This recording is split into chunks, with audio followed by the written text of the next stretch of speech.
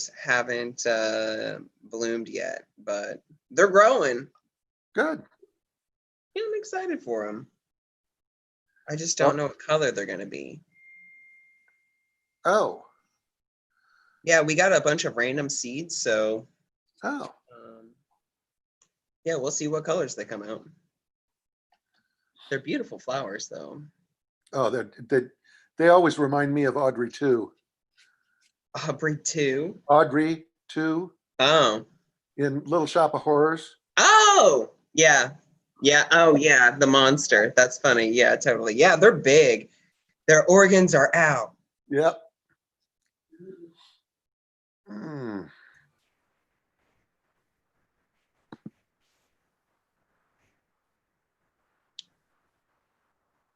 Hey, John, you might have to log in or log out and log back in.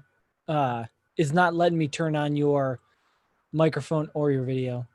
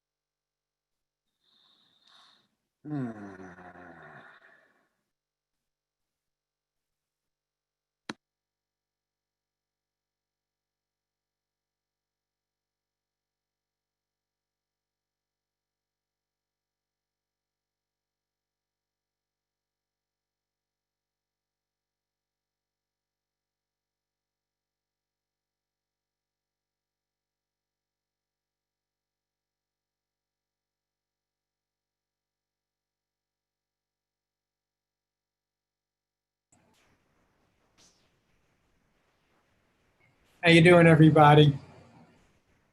There you are. Here I am. I'm in the park tonight.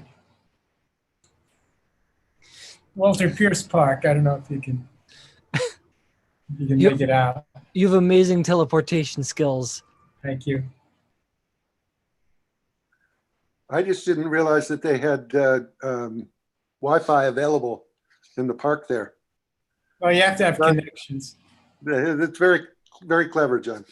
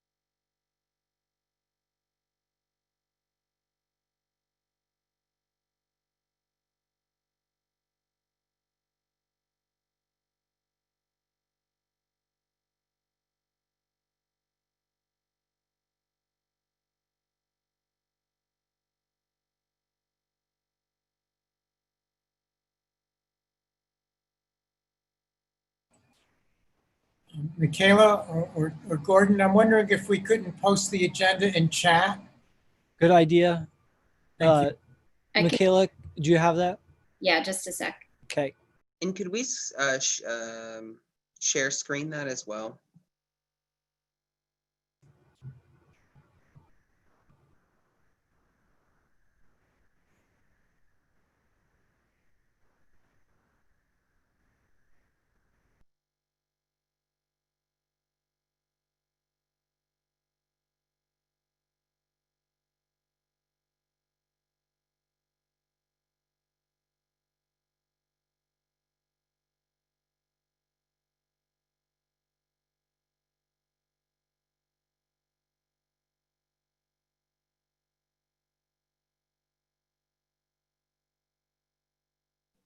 Do you want me to share my screen with that?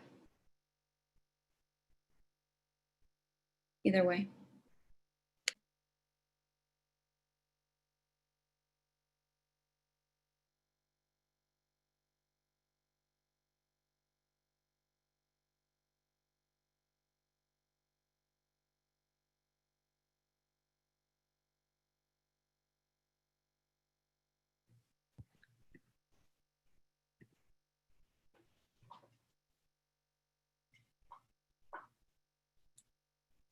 Hello, everyone. Hello. Are we ready to get started? Yes, sir. Okay. Welcome to the July meeting for the ANC 1C for Advisory Neighborhood Commission 1C. I'm Mary Ronnie. I'm chair of ANC 1C. I want to start with introductions, my fellow commissioners, starting from 1C08, Commissioner Jackson. No announcements from me. Thank you. Introductions. Oh, sorry. I'm Chris Jackson, ANC 1C08. Okay, Oh. thanks. Hello, my name is Japer Bowles. He, him, his. I represent 1C07, which is essentially the west side of the Reed Cook neighborhood and the east side of 18th Street. Hi, I'm Michaela Wright. I'm commissioner for 1C06, which is the northeastern corner of Adams Morgan.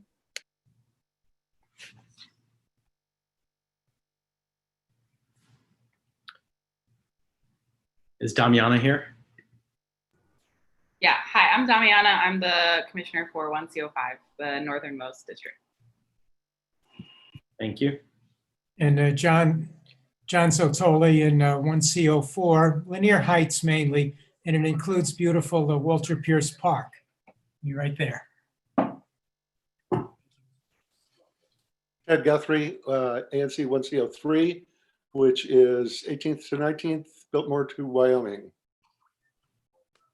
And 1C02 is vacant right now and will remain vacant until the election in November, which is a good segue to say that if you're interested, if anyone is interested in running for ANC, 1C02, adjacent to Colorado Park, is vacant. You can find the boundaries at anc1c.org. If you live in that single member district, you should pull a petition to run for that seat. And also Commissioner Wright will be leaving us, unfortunately.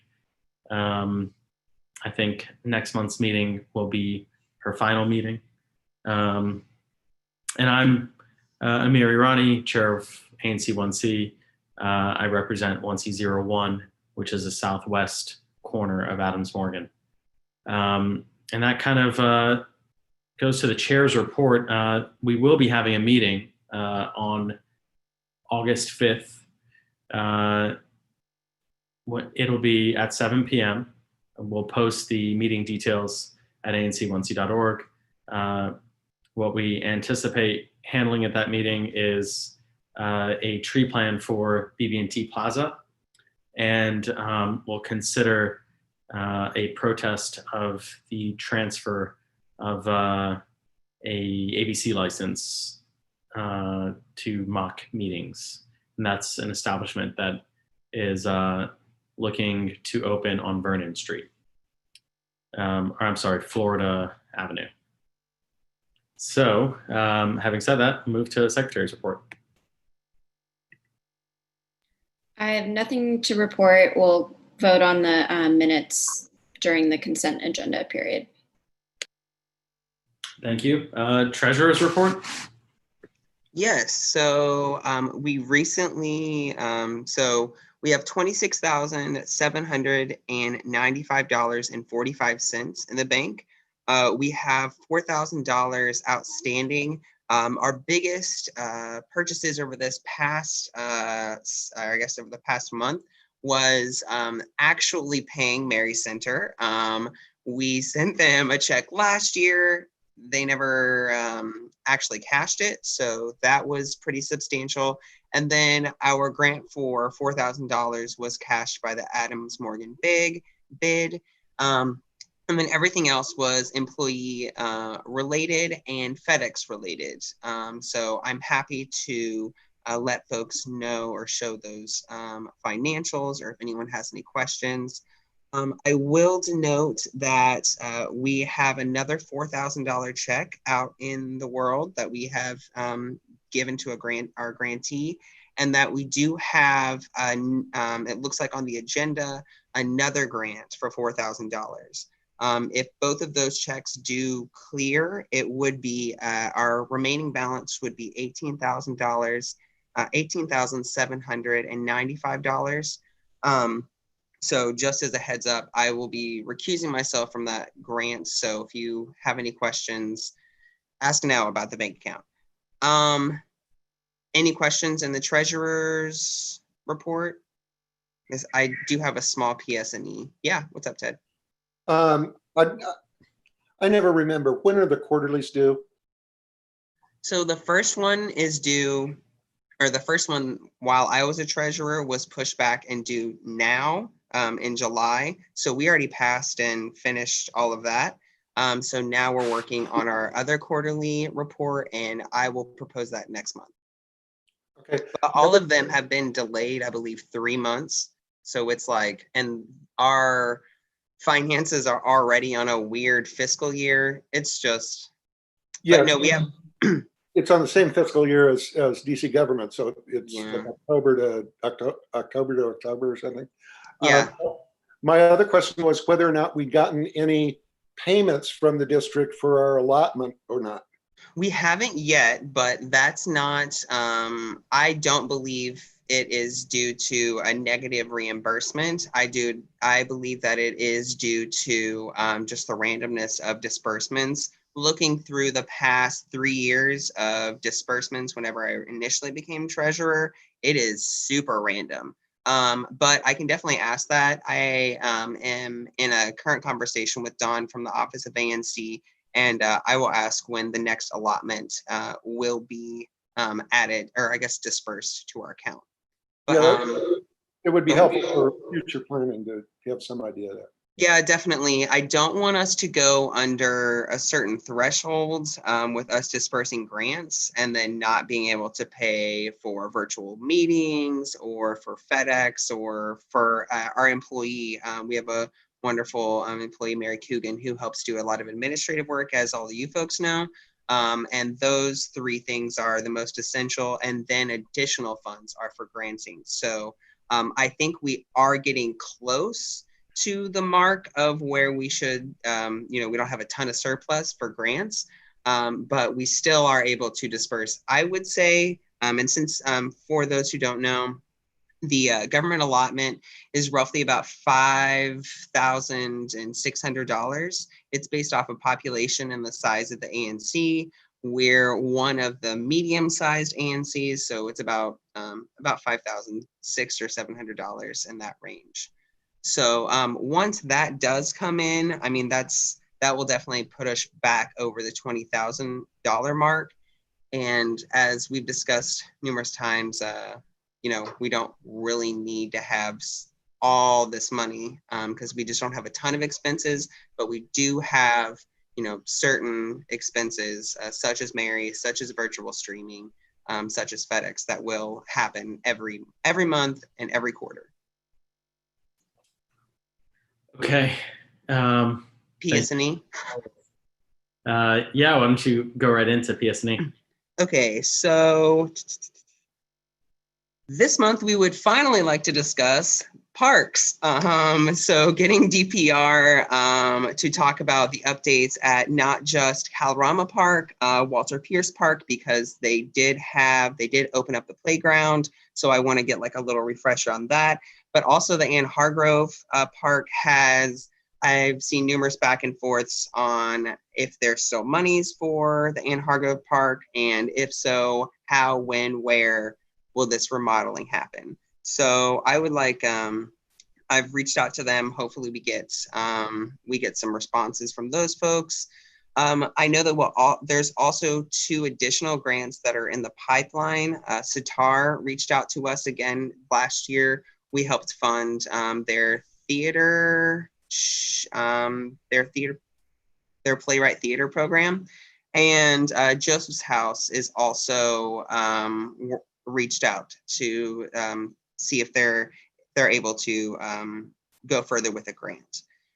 And that's all for PS&E. And on a personal announcement, I am running for re-election, and I just want to continue to engage with residents, businesses, local nonprofits in the area, and I want to continue to be an advocate for Adams Morgan. So if you have any questions, I'd love to chat with you about what I'm doing and what I want to do in the next 2 years. So thank you so much, everyone. Okay.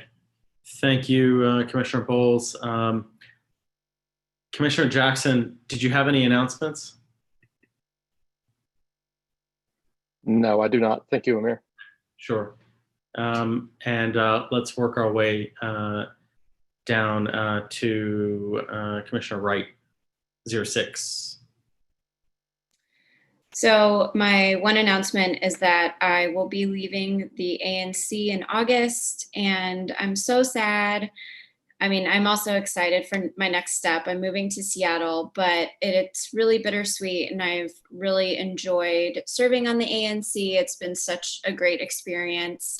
And I really encourage anyone who knows anybody or lives in 1C06 to run. I'm here. If you have any questions, I'd be happy to chat about it.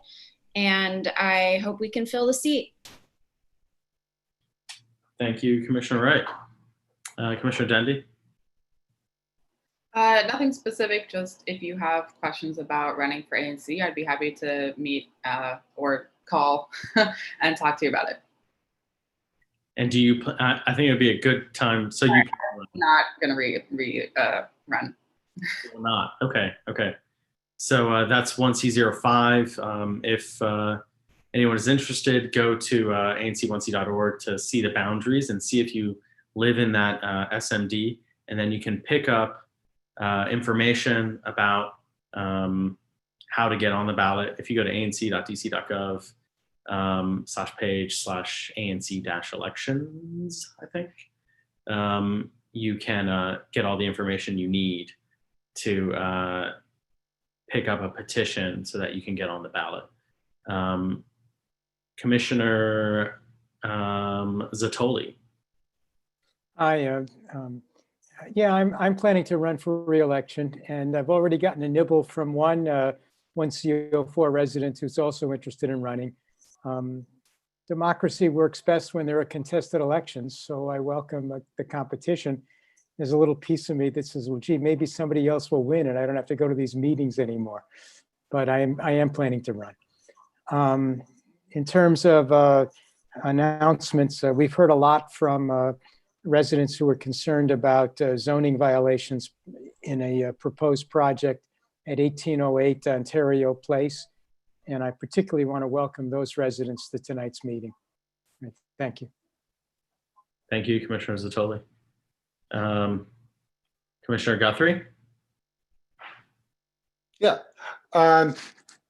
First off, I know that the audience for this meeting is probably full of people who are good at complying with do the right thing. But I wanted to mention, if you have not done your census, please see whether you can still do it, because we need to have an accurate count. In Adams Morgan, it has huge impact if we don't get everybody counted. Oh, yes. And in addition, please wear masks when you're outside. It makes everybody else feel much more comfortable. And I think that it's something that we can do for each other as neighbors, so that those who are feeling particularly at risk will feel somewhat better and somewhat safer. The numbers just keep going up, not in DC and Virginia at the moment, fortunately, but nationally it just is looking so bad that we have to maintain our vigilance and do right by each other. Very well said, Commissioner Guthrie. Thank you. As far as announcements from ABC committee, anything from there? Commissioner Guthrie?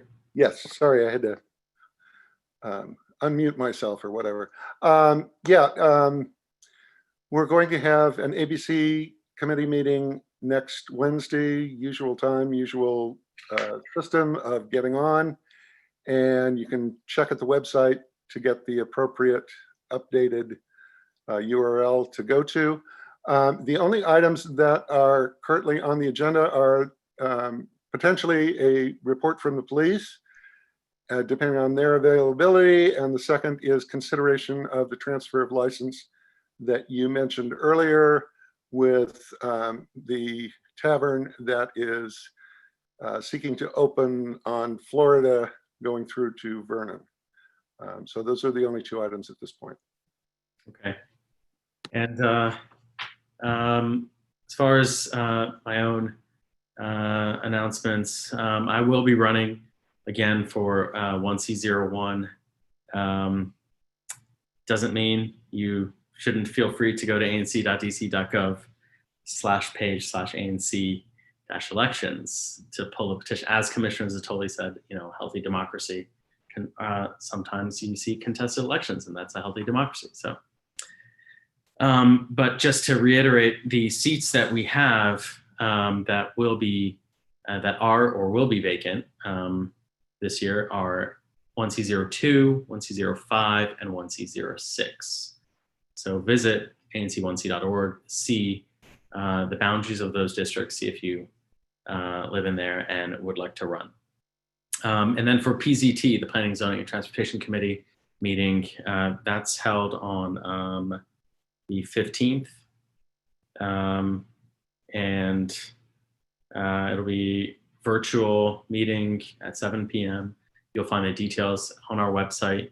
And currently on the agenda is the continued discussion of the Adams Morgan pedestrian zone, along with the expanded use of public space on 18th Street in Adams Morgan. That agenda is subject to change, and we will be adding things. So please stay up to date by visiting the website, anc1c.org. Commissioner Guthrie? Weren't we also going to consider the issue about BBT Plaza and the trees on there? Yes, right. Ahead of the meeting on August 5th, PZT will take up discussion and possibly vote to support a plan for BB&T Plaza and the tree plan that the Urban Forestry Division at DDOT is putting up.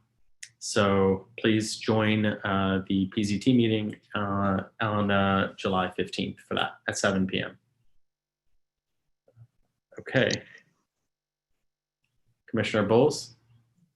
No. I was just wanted to note that the folks who are the participants, if they have questions or anything, to use the chat and Q&A and the hand waving feature. And we already have one person, but I got ahead of myself.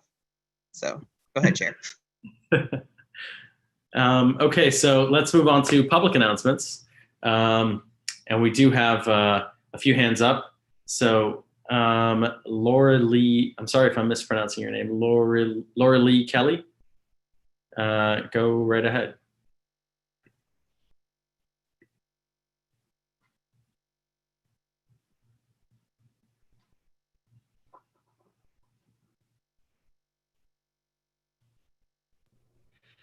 Hi, no, this is Lorelei. I'm sorry, I didn't mean to raise my hand. I don't know. I think I had my cursor in the wrong place. I'm just listening. I'm sorry. No big deal. Thank you for having us. So I appreciate you having this meeting. Yeah, Thanks, yeah. Lorelei. Thanks for joining. It's thanks. I'm on Ontario Road. Okay. All right. Kristen Barden from the Adams Morgan Partnership Bid. Hi, I just wanted to update folks on a little bit to do with the pedestrian zone. As many of you know, and a big thanks to Amir and Japer and your fellow colleagues on the ANC for working many long hours and days the last few weeks on this. But we had a really successful pedestrian zone last weekend that was started Friday evening and was all day Saturday and Sunday.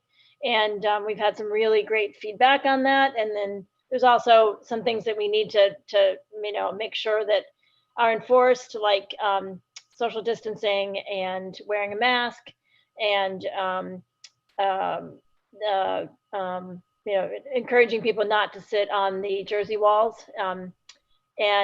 So we're going to take a pause this weekend on the full street closure. So traffic will continue to go up and down 18th Street. There's no redirecting of the buses, access to the garage, all of that will be normal. The jersey walls are going to stay up, and we've applied to DDOT for a parklet version of streetery, which can be done, behind the current jersey walls. So that's the current plan. Businesses need to get all of their documents into us. It's all through our website. There's a Google form on our website. It's admodc.org/18th, and that's 18th. And the cutoff to participate this weekend is tomorrow morning at 9 a.m. That's not our deadline. That's DDOT's deadline. Friday is a government holiday, and so they want time tomorrow to be able to process all of those applications so that people can put out tables and chairs again starting on Friday. So that's the plan for this weekend. Thank you, Kristen. We have Allie Bobak from our council member's office. Hello, can you hear me? Yes, go right ahead. So hello, everybody. My name is Allie Bobak. I'm the Constituent Services Coordinator for your Ward 1 Council Member, Brianne Nadeau. For those who are just on the phone, my contact information is, my number is 202-531-5186, and my email is abobak, ABOBAK, @dccouncil.us, and I will also post that in the chat and say it one more time at the end.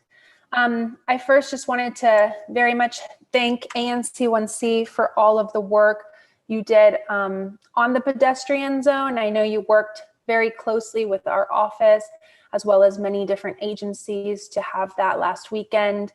And the council member was there, our chief of staff was there, much of our staff went and enjoyed the open street. So we just wanted to, thank you all for your very, very hard work on that, and thank the community for all of the very active input, both last month and leading up until the weekend. So as you all know, we have entered phase 2 reopening.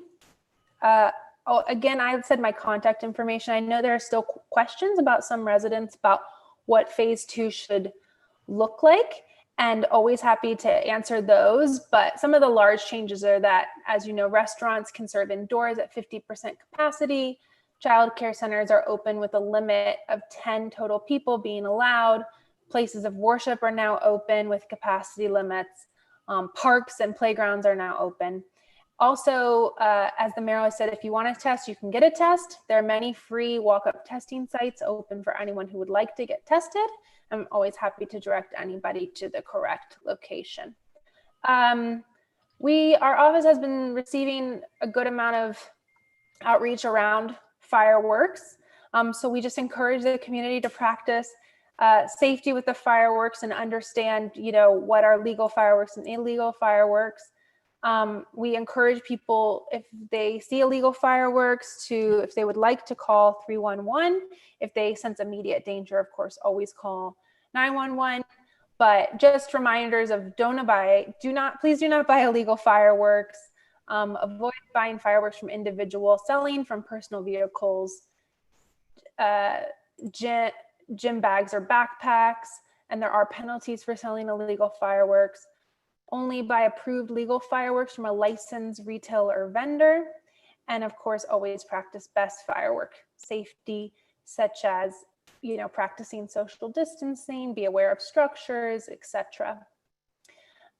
We have a public safety forum, community safety forum, this Tuesday, July 7th at 5 p.m. It will be virtual. This is a follow-up from a public safety conversation we had June 17th, which was a telephone town hall, which was an opportunity for constituents to hear updates from government officials, including the MPD, the Office of Neighborhood Safety and Engagement, and our local violence interrupters. But we wanted to make this a two-part conversation. So the Ward 1 Community Safety Forum, which is on Tuesday, July 7th, again from 5 p.m. till 6:30 p.m., we'll have speakers, including those from the Columbia Heights Village Tenants Association, the Christian Tabernacle Church of God, Jubilee Housing, Miriam's Kitchen, the Office of the Attorney General, the Ward 1 Public Safety Coalition. We have a youth representative speaking, and we'll also have the Latin American Youth Center. So we're really looking forward to making this a more of a conversation. We want to get the chat going and just have different voices around what community safety means to everybody. And finally, just a quick reminder that on July 7th, the council will be holding a legislative meeting. Again, my name is Allie Bobak. My number is 202-531-5186. And my email is abobak, B-O-B-A-K, @dccouncil.us. Do any of the commissioners have any questions for our office? Nothing right now. Thank you for that good update and for talking about the website, needatest.getatest.com, which will redirect you to coronavirus.dc.gov/testing, and there's a list of the sites there. So thanks for reminding people of that, Allie. Any of the other commissioners, comments, questions? Okay. Thank you. Sorry it was long. Okay. Elias, go ahead.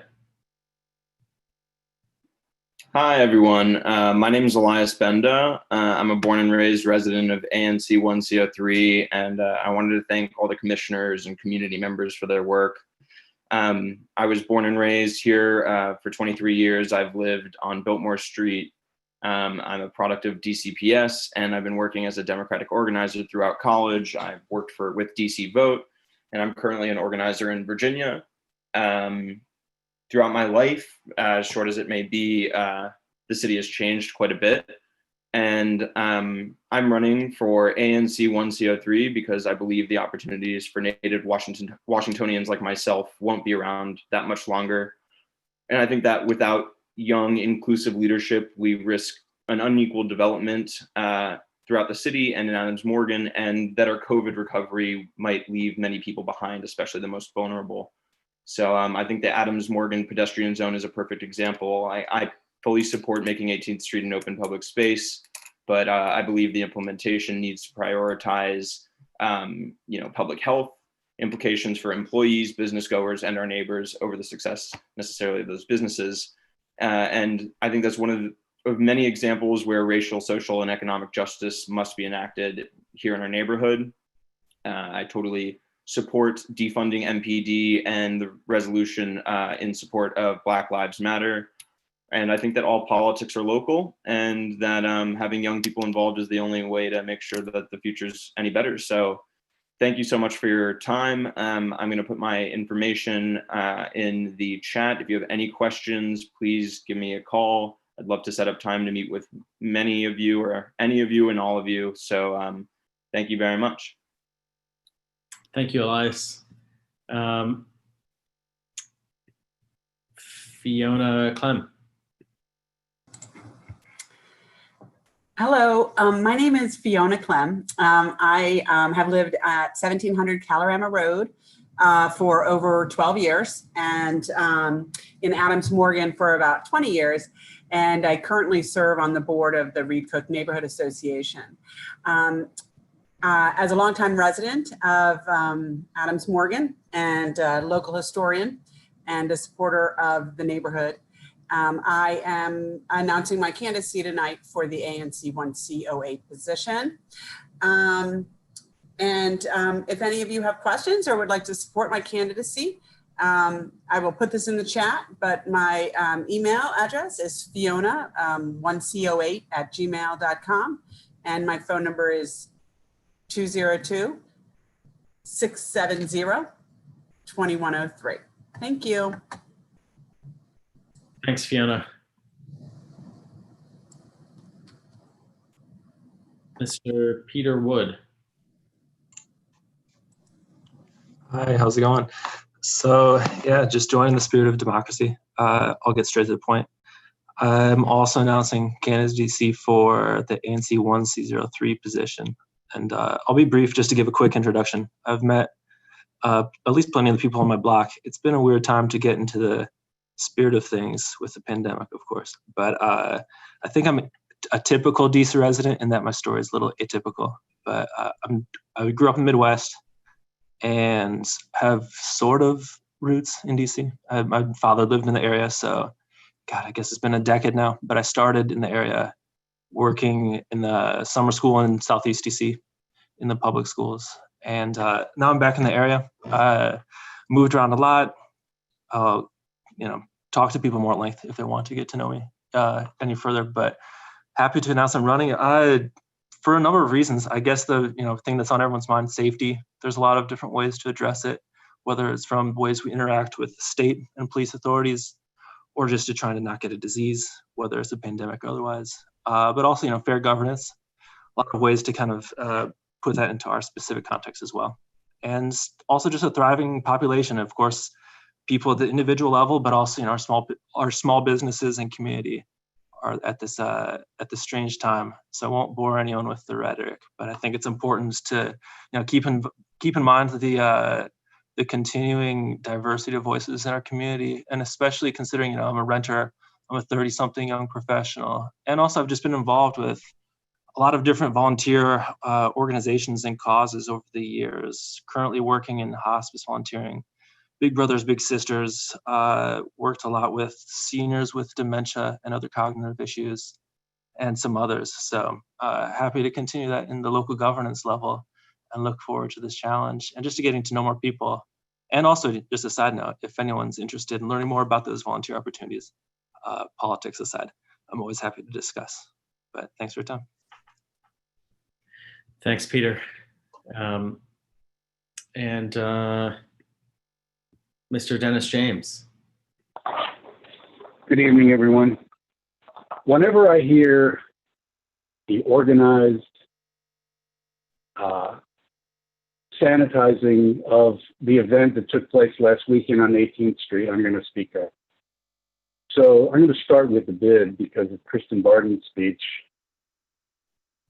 On the bid sandwich boards, there's a false statement about the Calorama Citizens Association, that we were working a product of collaboration between the neighborhood and business groups, including, and ACA is listed as one of those. And this couldn't be further from the truth. When I pointed it out to her and others on the community listserv, So I hope I don't ever see that sign again, but it just shows the lack of the ability of others in the community to tolerate different points of view. And I find it very sad that that's the case. So the event wasn't so uniformly successful as has been claimed. As many of you know, that I took some photographs. They were posted on the Adams Morgan listserv. They've been submitted to the DC government officials working on this matter. And it shows people walking around, no masks, clustering together in groups, not socially distant, drinking illegally all over the place. In a lot of the corrals that were created by DDOT by placing their barriers, their Jersey barriers, in a way that created, spaces where there was no functioning business. So anyway, I'm not going to go into a great deal of depth. I've been spending a lot of time on this, as many of you may know. And I think it's a very bad decision by the ANC. And I'm going to keep fighting this as long as I can. And I think more and more people are coming to view it as a poor decision. There's been many people on the list that are questioning it. I'll rest there because I'm going to speak again later in the meeting on other topics. Thank you very much. Thank you, Dennis, for your comment appropriately.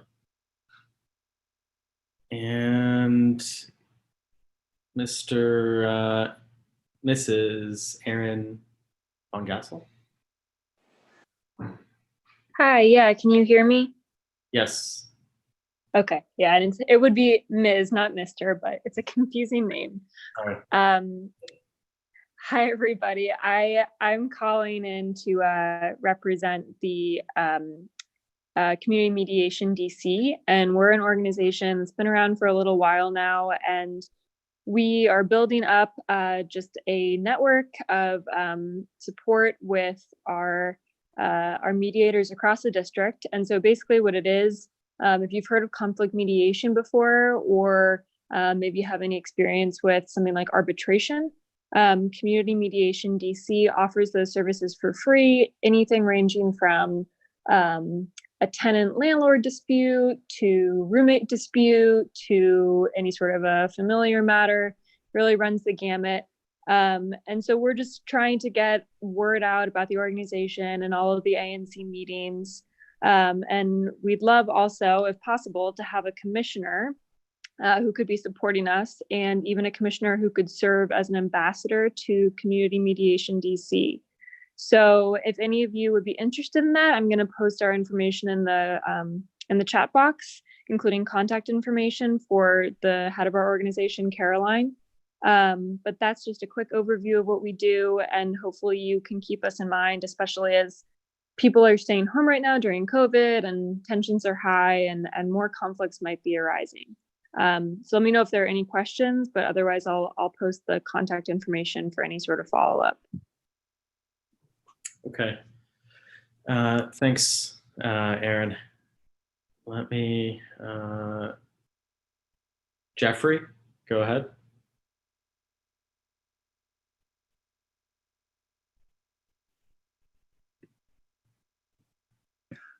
This is quick. I just wanted to express my appreciation to Allie Bobak. I've been trying to get the crosswalk flashing lights at Columbia and Champlain fixed for a long time, and Brianne has tried for a long time, and somehow DGS and DC WC Dean, which had to replace a solar panel in the center island, just couldn't get it together. And it doesn't sound like much, but if you press the button to cross and the flashing lights on each side start flashing, and then you get to the center island and the center island flashing lights are not working and cars are going by like no problem, it was not a good situation. And by persistence, Allie got this thing fixed, and I'm pretty cynical about getting things done, but in this case, it worked very well. So thanks. That's it. Thanks, Jeffrey. We're big fans of Allie and our council member's office as well. So thank you.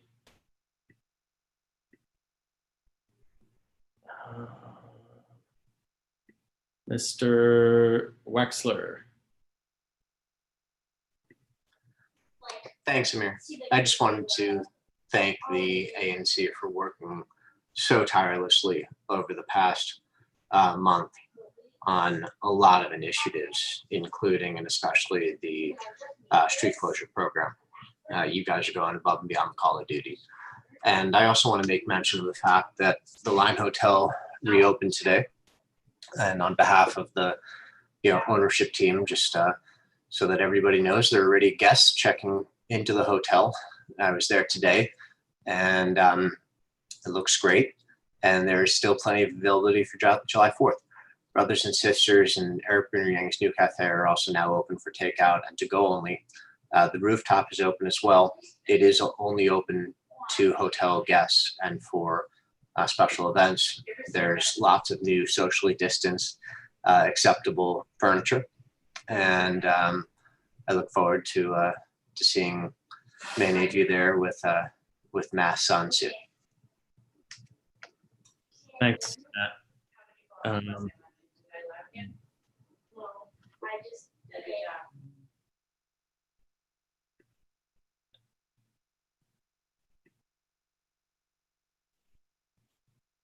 Nick from RCNA. You're not. Hello. Hello, everyone. My name is Nick. I'm the president of the Reed Cook Neighborhood Association. It's great to see so many people running for ANC. Other ways you can get involved in the neighborhood as well are by joining the Reed Cook Neighborhood Association or the Kalorama Citizens Association. Additionally, the Reed Cook Neighborhood Association has established a neighborhood relief fund. Residents of Adams Morgan who have lost their job due to COVID-19, who live in Adams Morgan and are unable to collect unemployment insurance, are able to apply for $300 micro grants through our relief fund. I encourage you to visit our website at reedcook-dc.org. I'll also post that in the chat. Additionally, I wanted to announce that at our October meeting, October 22nd, we'll be having board elections. So if you are interested in joining the Reed Cook board, definitely reach out. I'll also post my email address in the chat for that as well. Thank you. Thank you, Nick. And Joe Lapan. Hey, can you hear me? Yep, sure can. Loud and clear. All right, great. I'll speak briefly. My name is Joe Lapan. I'm a co-owner of Songbird Music House at 2475 to 2477 18th Street Northwest. I apologize. I missed the beginning of the meeting, so I've just heard the last few comments. So hopefully it's appropriate just to speak very briefly on the 18th Street streetery / street closing that occurred, the pilot that occurred this past weekend. I would like to say, in general, we participated in it, and that we are, receiving and working to very open-mindedly receive and act and process all the feedback, both community-wise and citywide. I would like to say that as a business operator, I certainly take the privilege of, operating in any public space, especially, but frankly, in any interactions as a business with any members of the public, wherever they may be, I take that privilege with the accompanying responsibility. And to me, what that means is not only, a responsibility to adhere to guidance and requirements and guidelines, but, the responsibility to study myself and feel comfortable myself about what is safe and what isn't. And there's no exact definitive answers. I acknowledge that, and I acknowledge that it's a studying process. I am not comfortable, regardless of what guidance says, having people indoors. I am more comfortable with utilization of outdoor space, and that provides the basis by which I participate in this program. And again, I just want to say that I take that with great responsibility, and I try to impart that on other participants. And I believe that is our responsibility, as well as anybody who would do similar activities. And I can be reached at joe@songbirdDC.com. I try to keep up with listserv and other social media and other feedback. And I believe it's also my responsibility to be available for feedback and conversations with the community. So thank you. Thanks, Joe. Okay, if there are no more public announcements, let's get to the presentation by DDOT of the 16th Street bus lanes project. Let's see, Mr. There we go. Hey, Amir, I think we may have Carolyn from the legal aid and Ellen Peterson as well. Right, they are, yes. Did they already speak? Just after the DDOT presentation. So Springworth. Good evening, everyone. My name is Spring Worth. I am the project manager of the 16th Street Northwest Bus Lanes project.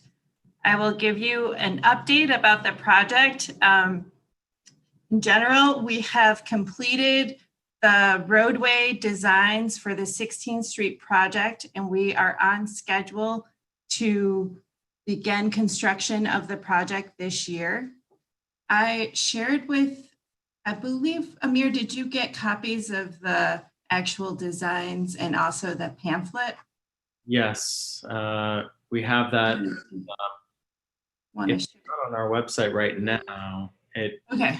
Michaela has, Commissioner Wright has dropped that in the chat. So anybody that's on Zoom can click that there, and then perhaps one of the commissioners or Gordon, if you can put that up to share that screen.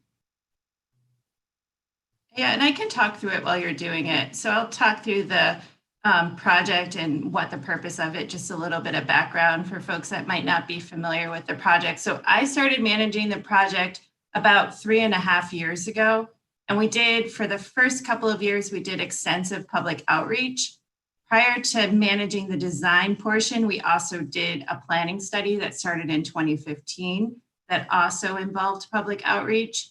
At this point, we are no longer collecting any more comments for the design because we finished the roadway design and we're in procurement right now, and we plan to begin construction, as I mentioned before, this fall.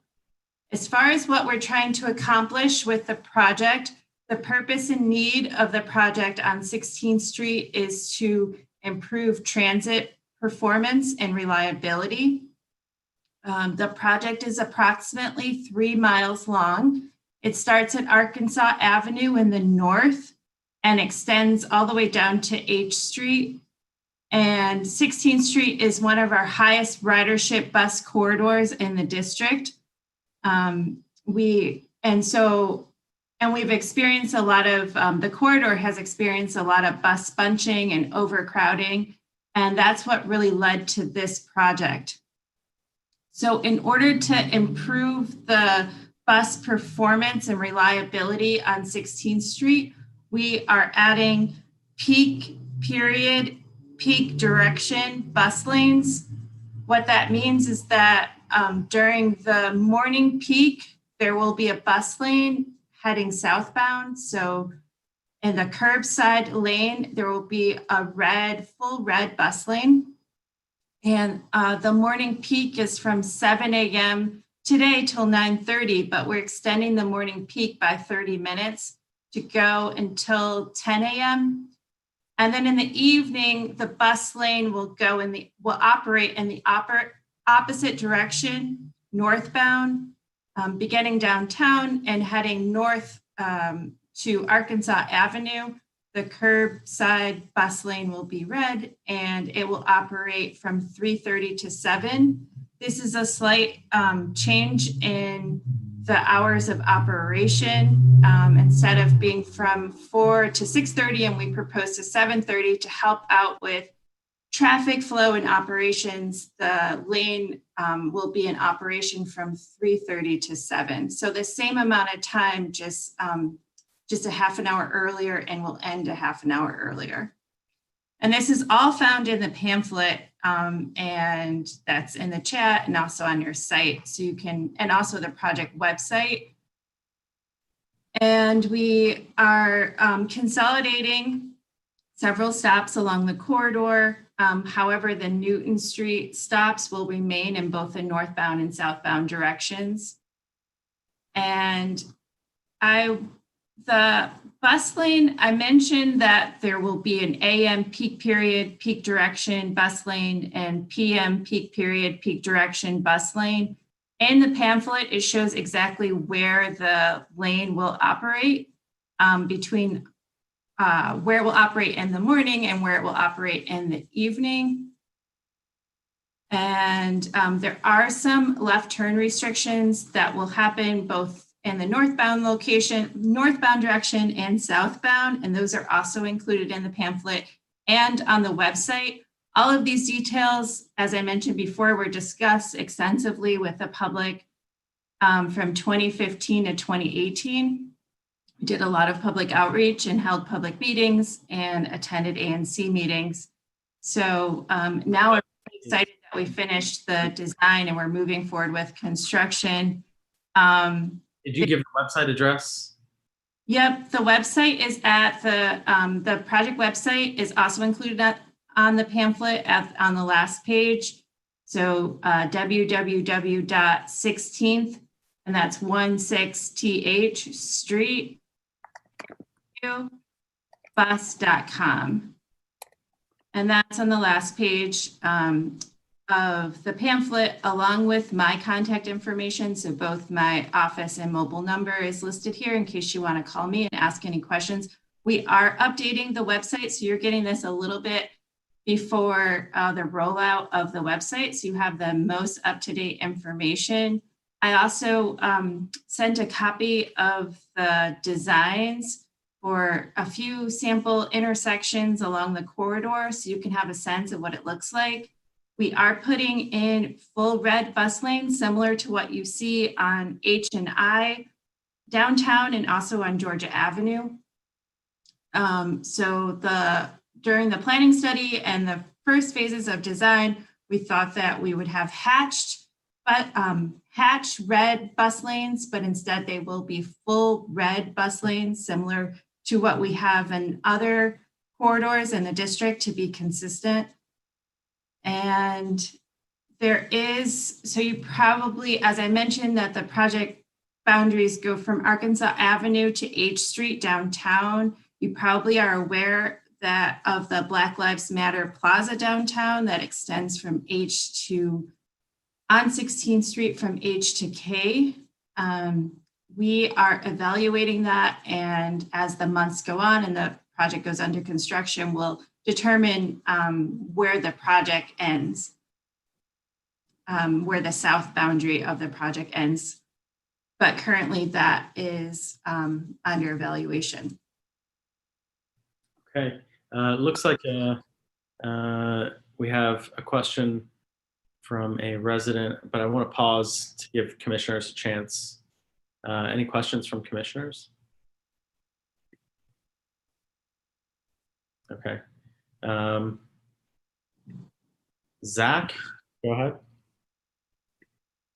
Thank you, Commissioner. This is Zach Gold in Linear Heights, 05. I was looking at the designs of these individual intersections, which I haven't seen before on your website, or if they are on your website, it's not clear where they come through. I'm just trying to understand if the buses are given go-ahead lights to get ahead of traffic where there are not bus lanes in front of them. And I see a real conflict developing at the intersection of New Hampshire and U and 16th Street, which of course is a pretty big conflict zone anyway, but where DDOT has designed the bike lane to not get out into the intersection, but to actually get in front of where the buses would be running. If the buses and bikes are taking off at the same time, that seems to create a bit of a conflict, and buses are much larger than bicycles. Just want to raise your attention to that and sort of ask for you to walk us through that intersection. Thank you. Sure. Overall, I'm very supportive of bus lanes on 16th Street, so I appreciate the project. Thank you. So we have done extensive traffic analysis for this corridor to help give buses priority at some key intersections. We are adding queue jumps, which allows the bus to go before the rest of the vehicles on the road. So at 16th and U northbound, there is today an existing queue jump where if the bus is at the signal first, the bus gets the green light, so to speak, before all the other vehicles. We also are adding queue jumps at a couple of other key locations along the corridor, northbound at Harvard, southbound at M Street, and northbound at M Street to give the bus priority. So, I mean, my question then isn't really answered because at northbound 16th Street, both the buses and the bicycles are given queue jumps. There is a bus queue jump at northbound at 16th and U. 16th, New Hampshire, and U southbound, I believe there is a bike queue jump. But the queue jump at 16th and U northbound is primarily for the buses. But is the queue jump from New Hampshire, which is ahead of the northbound lights on 16th Street, for the is that ahead of the bus or behind the bus or at the exact same time?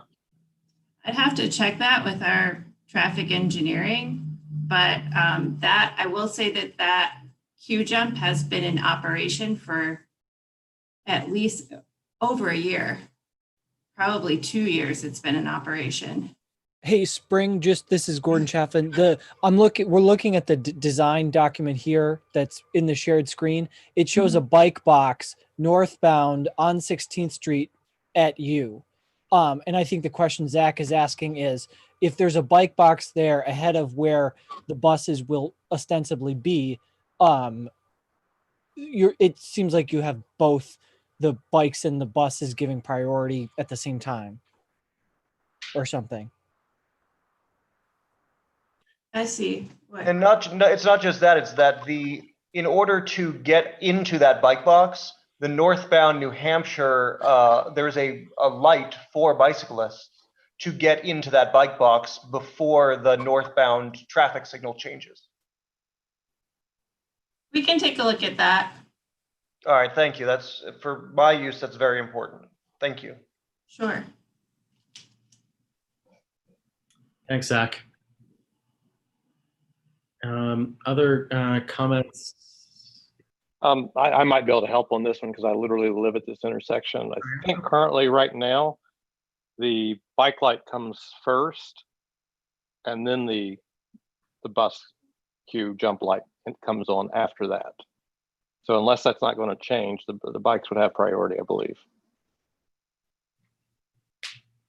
Okay. Thanks, Commissioner Jackson. Nick? Hi. Nick Roland, President, Reed Cook Neighbor Association. Generally supportive of this project. I just had a question about the intersection at Columbia and 16th. The bus stop is at Rabot Park, and it looks like people will have to cross over the island to get on the bus. Is that bus stop being taken away, or if you could just kind of describe that intersection a little bit better? Sure.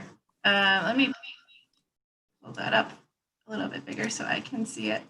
So are you referring to the bus stop on 16th? Can you repeat that? Are you referring to the bus stop on 16th? At 16th and Columbia, or sorry, I guess it's 16th and Harvard, but the bus stop is in Rabot Park.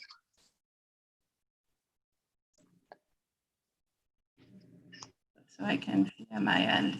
We're not consolidating that. There's an island. Yep. We are modifying those existing islands to allow for the bus lane to continue through from like where our lawn is to Harvard, but the bus stop should remain. So people will have to cross that road to get on the bus? I just want to make sure we're looking at the same spot. This is, let me also try to see. I'm like looking at what's being shared on Zoom, but it's very, is there a way to expand this on Zoom so that we're looking at the same exact area? All right, great. Yeah, so there's it looks like there's 13 feet between the bus stop, the island, and then the bus lane.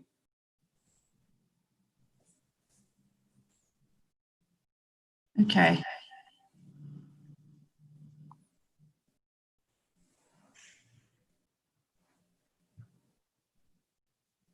Can you point out to me what bus stop you're referring to? It looks like it's on the screen right now.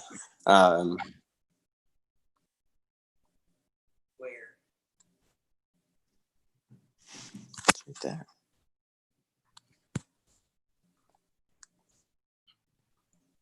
Sorry, I'm just trying to follow you as closely as possible. I have the designs pulled up on my end, and I'm also looking at Zoom and trying to get as close as I can to the screen to make sure that we're talking about the same exact stop. But as I also can pull up, it's helpful to see. There's a bus stop at that corner there for the 42, 43. Mm-hmm. Yep. Just use your volume. But all of the stops, just to be clear, will remain, at least like the Harvard and the Columbia Road stops. But if there is like a specific thing that you want to point out to me on the designs, and it's just a little bit difficult to do it via Zoom, if you want to like circle it or, okay, so I'm just looking at the bus stops on the, yeah, so like the 42, 43, that will still remain the down stops. And then the stop at the northbound stop in front of the church at 16th and Harvard, that also will remain. So I guess what I'm asking is, it looks like the people who are getting on at the 42, 43 at the Ribaud Park will have to cross over that street to get into where the bus, it looks like where the bus lane is. Have to cross over what street? Mount Pleasant, it looks like Mount Pleasant Street, where that lane turns right onto Columbia.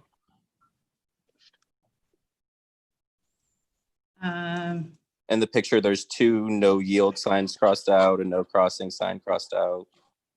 It's where the bus stop is where it literally says 13 feet distance between the road, the bus stop, the island, and the bus lane. So we are adding a crosswalk. So there's no crosswalk today at 16th and Mount Pleasant, but as part of this project, we are adding that. And then that, in order to get to, so if you are walking northbound and you wanted to head southbound, you would cross, oh, now it's moving. You would cross the crosswalk at Mount Pleasant, and then, yes, you would have to cross and walk up the sidewalk to get to the bus stop going southbound, like the 43. It's just not really a sidewalk. It's a very thin median. Don't know what's going on. Yeah. Right. Those concrete islands, we are modifying those. And there would be a sidewalk. There will be a sidewalk where passengers wait to get on for the bus. Okay.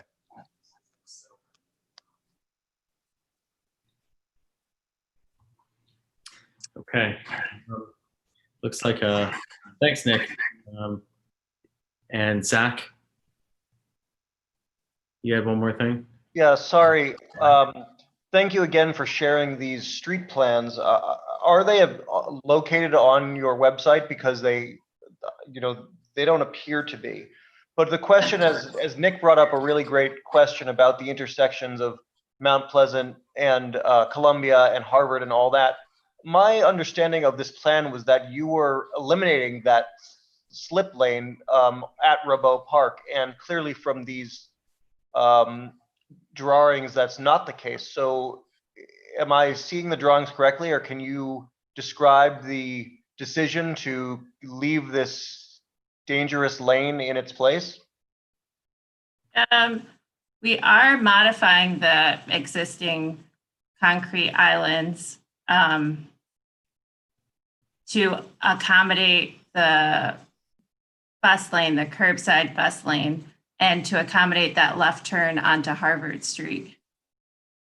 And as far as the designs being on our website, there are 30% designs that are up there, but these are, as I mentioned before, we're updating the site. So you're seeing this before the general public does, but these will go up on the site. I can take a closer look at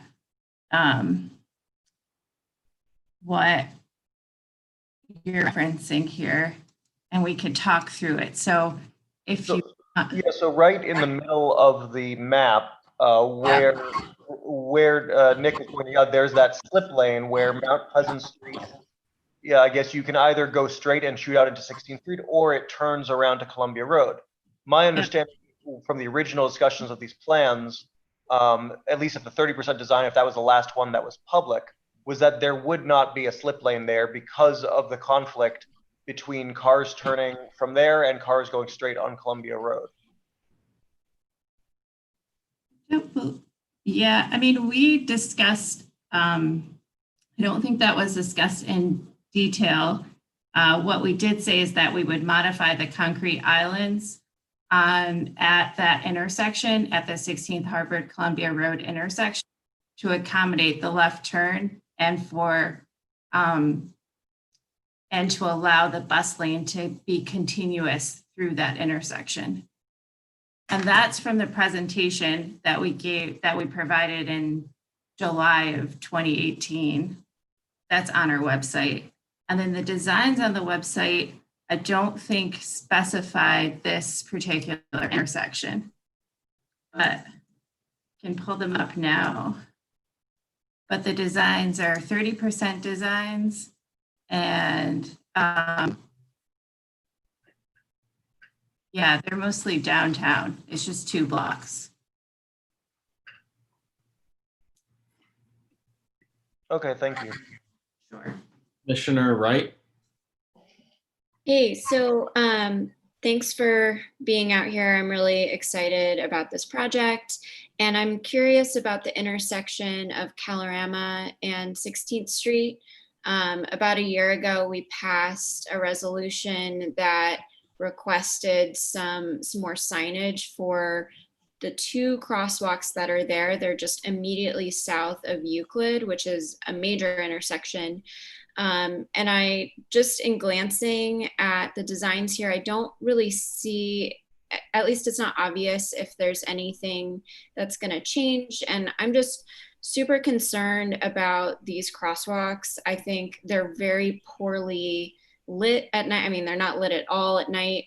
And with the speed that cars and buses go up and down 16th Street, a lot of cars don't see the crosswalks right after they pass through Euclid or the opposite direction. So I was just kind of wondering if there's a plan for these crosswalks, and honestly, if they can't be lit up and made more safe in a way, I would rather not have them at all, because I think it's just an accident waiting to happen. It's so close to Euclid. So if you could, and when I talked to DDOT last year about what would happen, they said, wait to see what the 16th Street bus projects has planned for them. And so that's why I'm asking now. Mm-hmm. Thanks, I appreciate your comments. I can definitely, I mean, at this point, we are moving forward with the design for the corridor, but we can make adjustments to the designs, and I'll share your comments with the design team about the crosswalks at 16th and Kalorama. And we'd be happy to resend that resolution pointing out our specific safety concerns. Yeah, that would be helpful. Thank you. Thank you. Thanks, Commissioner Bowles. We also have a question from Mr. Gordon. Hey. Yeah, go ahead. Thanks. So this looks great. My question is about traffic enforcement.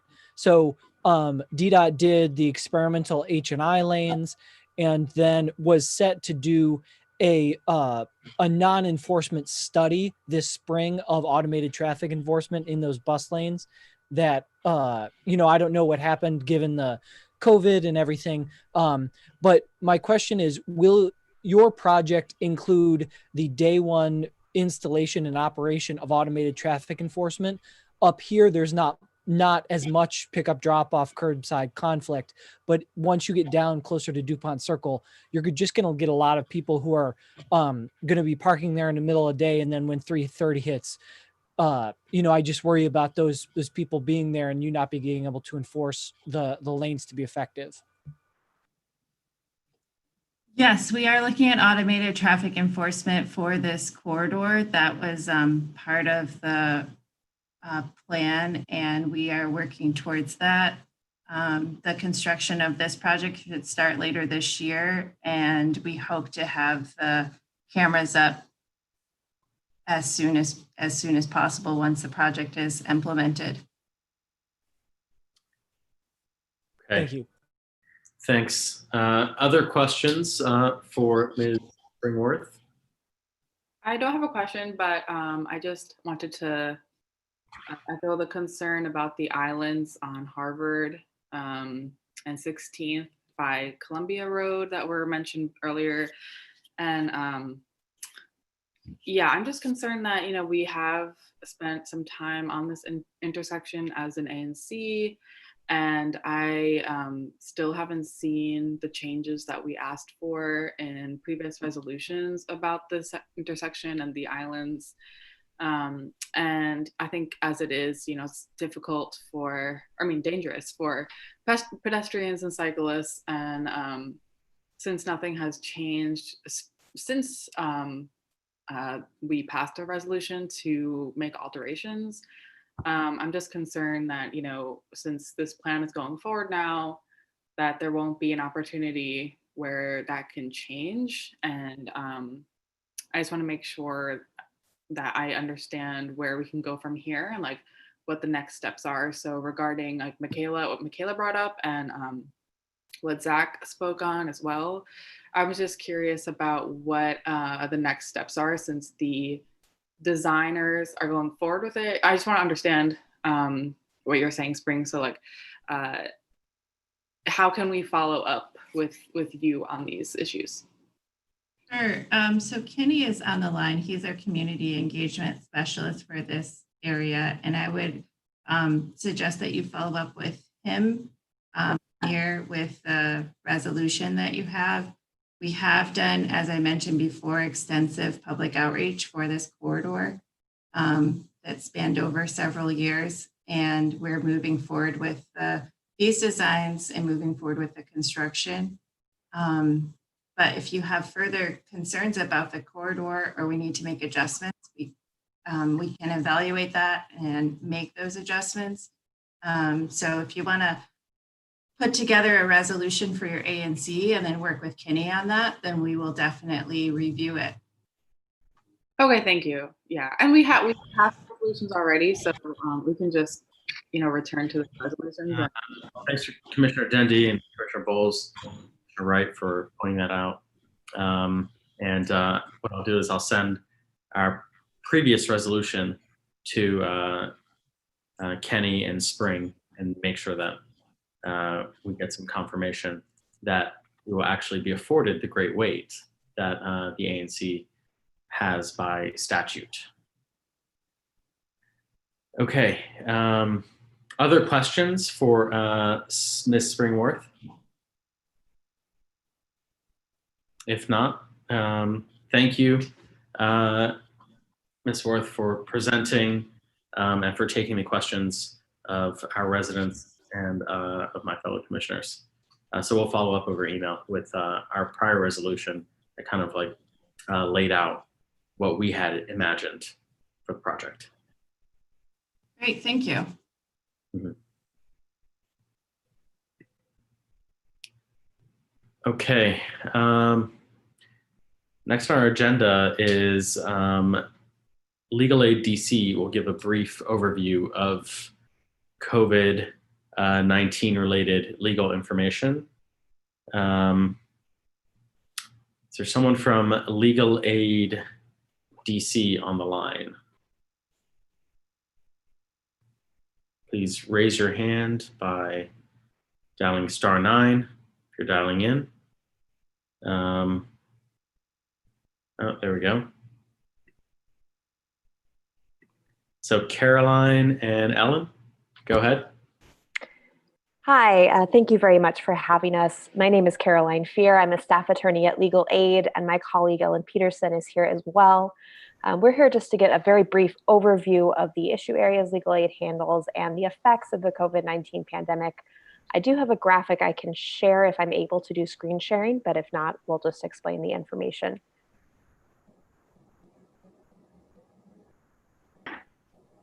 Okay. There's no option for me to do screen sharing right now, but I will just continue going. So generally, the issues that Legal Aid covers, we help in a variety of issues, including public benefit. Oh, she disappeared. Uh, Caroline, are you still there? Hello, yes, I'm still there. It muted me, but now I can share this graphic. 1 second. Okay. All right. So Legal Aid serves people with low or no income and a legal issue area in DC. This includes people with disabilities, immigrants, anyone who has a legal issue in DC. And as I was saying, we cover public benefits, domestic violence, family law, housing, and consumer issues, including foreclosure and debt collection. To start, I'll just say for public benefits, we help anyone who is having a problem getting public benefits after their initial application, whether they need to appeal or have other issues with the agencies. And this includes unemployment benefits, especially relevant right now, including pandemic unemployment assistance programs. So we encourage anyone who's having an issue getting those benefits to apply for help. Additionally, we help people with domestic violence cases and family law cases, including custody and child support cases. Right now, the court is accepting new filings for domestic violence, petitions for civil protection orders, and for motions and other issues in family law cases. But the court is holding very few hearings, and almost all of them are occurring remotely. We expect the court to begin holding more hearings remotely and hopefully beginning in-person hearings. The current order requiring remote hearings goes through August 14th, but people are still able to file and get relief, especially in emergency situations. And we encourage anyone who needs help to go through our intake process. And if Ellen is here, she can speak next about our housing and consumer issues. Yes, thanks, Caroline. Again, my name is Ellen Peterson. I'm an attorney in our consumer unit, and I'm going to talk a bit about our landlord-tenant practice and our consumer practice, which includes foreclosure and debt collection and some recent updates to the law in light of COVID-19. And again, for those who cannot see the screen, I want to just put our intake line, our main intake line for if you have issues with any of these things or you know someone who has an issue, please give them our intake line, which is 202-628-1161. They can also go to legalaidDC.org to do an online intake. So regarding landlord-tenant law, we Legal Aid represent tenants and primarily in eviction defense cases and some other issue areas. Evictions currently are not happening during the public health emergency. They can, if there was previously an eviction order, it cannot be carried out during the public health emergency, which ends July 24th. Right now, their landlords can also not file new eviction cases during the public health emergency or for 60 days after.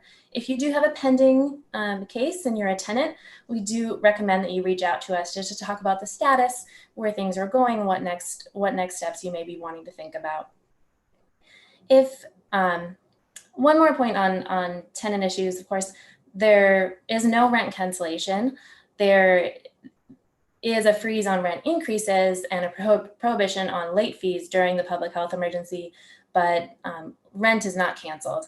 If you need to set up some type of payment plan, you should talk to your landlord about that. And if you have questions about that, contact legal aid. The next thing I want to talk about is homeowners in DC. If you own your home and you have a mortgage, there are some additional protections that you may want to know about if you're struggling to pay your mortgage because of COVID-19. If you can afford it to keep paying right now, we strongly recommend that you just keep paying. If you do need assistance, you should contact your lender about forbearance options, which is essentially just a pause on your payments that will eventually have to be repaid. And depending on the type of loan that you have, those forbearance options are going to look slightly different, whether it's under federal protections or local DC protections. There are no mortgage foreclosure auctions of owner-occupied residential properties during the public health emergency and for 60 days after. And similarly, no condo foreclosure auctions of owner-occupied residencies. And that's the actual auction sale. There are no new filings of mortgage foreclosure cases during the public health emergency and for 60 days after of owner-occupied properties. Most foreclosures in DC happen through the court system, not all, but for those that do happen through the court system, those cannot be filed during this public health emergency and for 60 days after. And finally, I want to talk just briefly about debt collection as well. Debt collection cases are cases that are filed by creditors, institutional parties like credit card companies, or often they've sold off their credit card debt or other type of debt to a debt collector who then files a case in DC Superior Court. Again, with the COVID-19 protections that the council passed, there can be no new filings of debt collection cases, and debt collectors can't take new action to garnish or collect on a judgment during the public health emergency and for 60 days after. The cases that are currently pending in the debt collection calendars in Superior Court are all postponed. And so if you do have a case that was pending before, again, contact us and we can help try to figure out the status with you. Similarly or relatedly, there are no auto repossessions during the public health emergency and for 60 days, and no utility shutoffs for non-payment during the public health emergency and for 15 days. Again, if you have an issue in any of these areas, or you know someone is trying to get public benefits or unemployment insurance and is having trouble, is having an issue with domestic violence, or needing family law assistance, is a tenant, or owns a home, or lives in a condo, or has debt collection issues, please have them contact us, again, at our main intake line, which is 202-628-1161, or go online to legalaidDC.org and you can start the online intake process there. Thanks, Ellen and Caroline. Those are, it's quite noble work you do. There's a question from Commissioner Bowles. I'd like to go ahead, Commissioner. Yeah, first up, thank you so much for your time and for providing these really crucial services. My question relates to, I guess, possibly advocacy efforts. As we know, I mean, cancel rent, you mentioned that that's not necessarily a good option, but pandemic money will be running out at the end of this month. And we know that there will be a surge of eviction notices after the emergency order is lifted. If you're in that situation, what should that person do? Reach out to you now, or try to reach out to their council member, reach out to us? What would you suggest? How could we make it to where people aren't being evicted the day after, or I guess filed the day after the emergency? Absolutely. We strongly recommend that they reach out to us now. And we can just start the process because everyone's going to be in a different spot. If someone already had a case filed and had a writ of eviction, that could have been carried out, but was not because of the pandemic, they're at risk of being evicted as soon as the public health emergency is over. Or they're at risk of having the case filed, like you said, right after the public health emergency plus the 60 days. There are some options built into the law that I'm not particularly familiar with regarding repayment plans and landlords needing to consider certain repayment plans. So I would certainly reach out to us now to talk to a landlord-tenant attorney rather than waiting until the end of the public health emergency or until you get sued. We typically are not able to actually represent people if there's no case, but we do try to provide advice whenever possible. And the one other thing I'll add to that is that our office also does do a lot of policy work and advocacy with the DC City Council and even with the DC Superior Court. We often post about that on our website and the blog portion of our website if you want to get updates on the things we're advocating for. Yes, that will be very helpful. Thank you so much. Great. Questions from other commissioners or residents? Okay. Also, there's the DC Tenants Union, which can also help. I'm part of the union, so it's been great. And if you have any issues, you can contact me, or you can just contact the union directly. Thanks, Commissioner Dundee. Carolyn and Ellen, thanks very much for coming out to give this presentation. You're doing very noble work, and at a time like this, I can only imagine that you guys will be seeing a lot more of your assistance needed. So thank you. Thanks so much for having us. Thank you.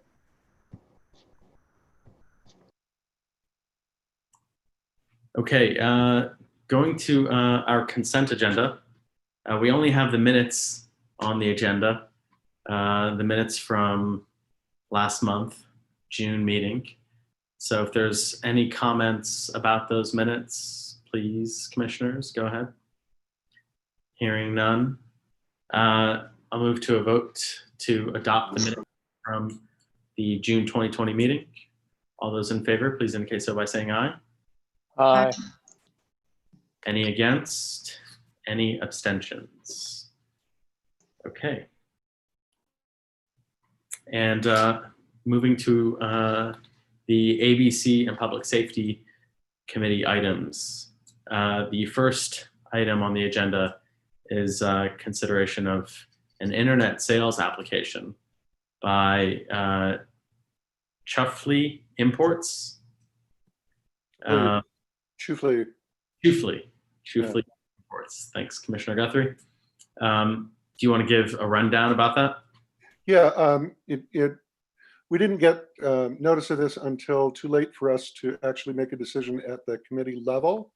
But I would offer a resolution that the ANC notify ABC board that ANC 1C approves of this application, and that we would also approve a stipulated license be issued. I second that. Is there any discussion?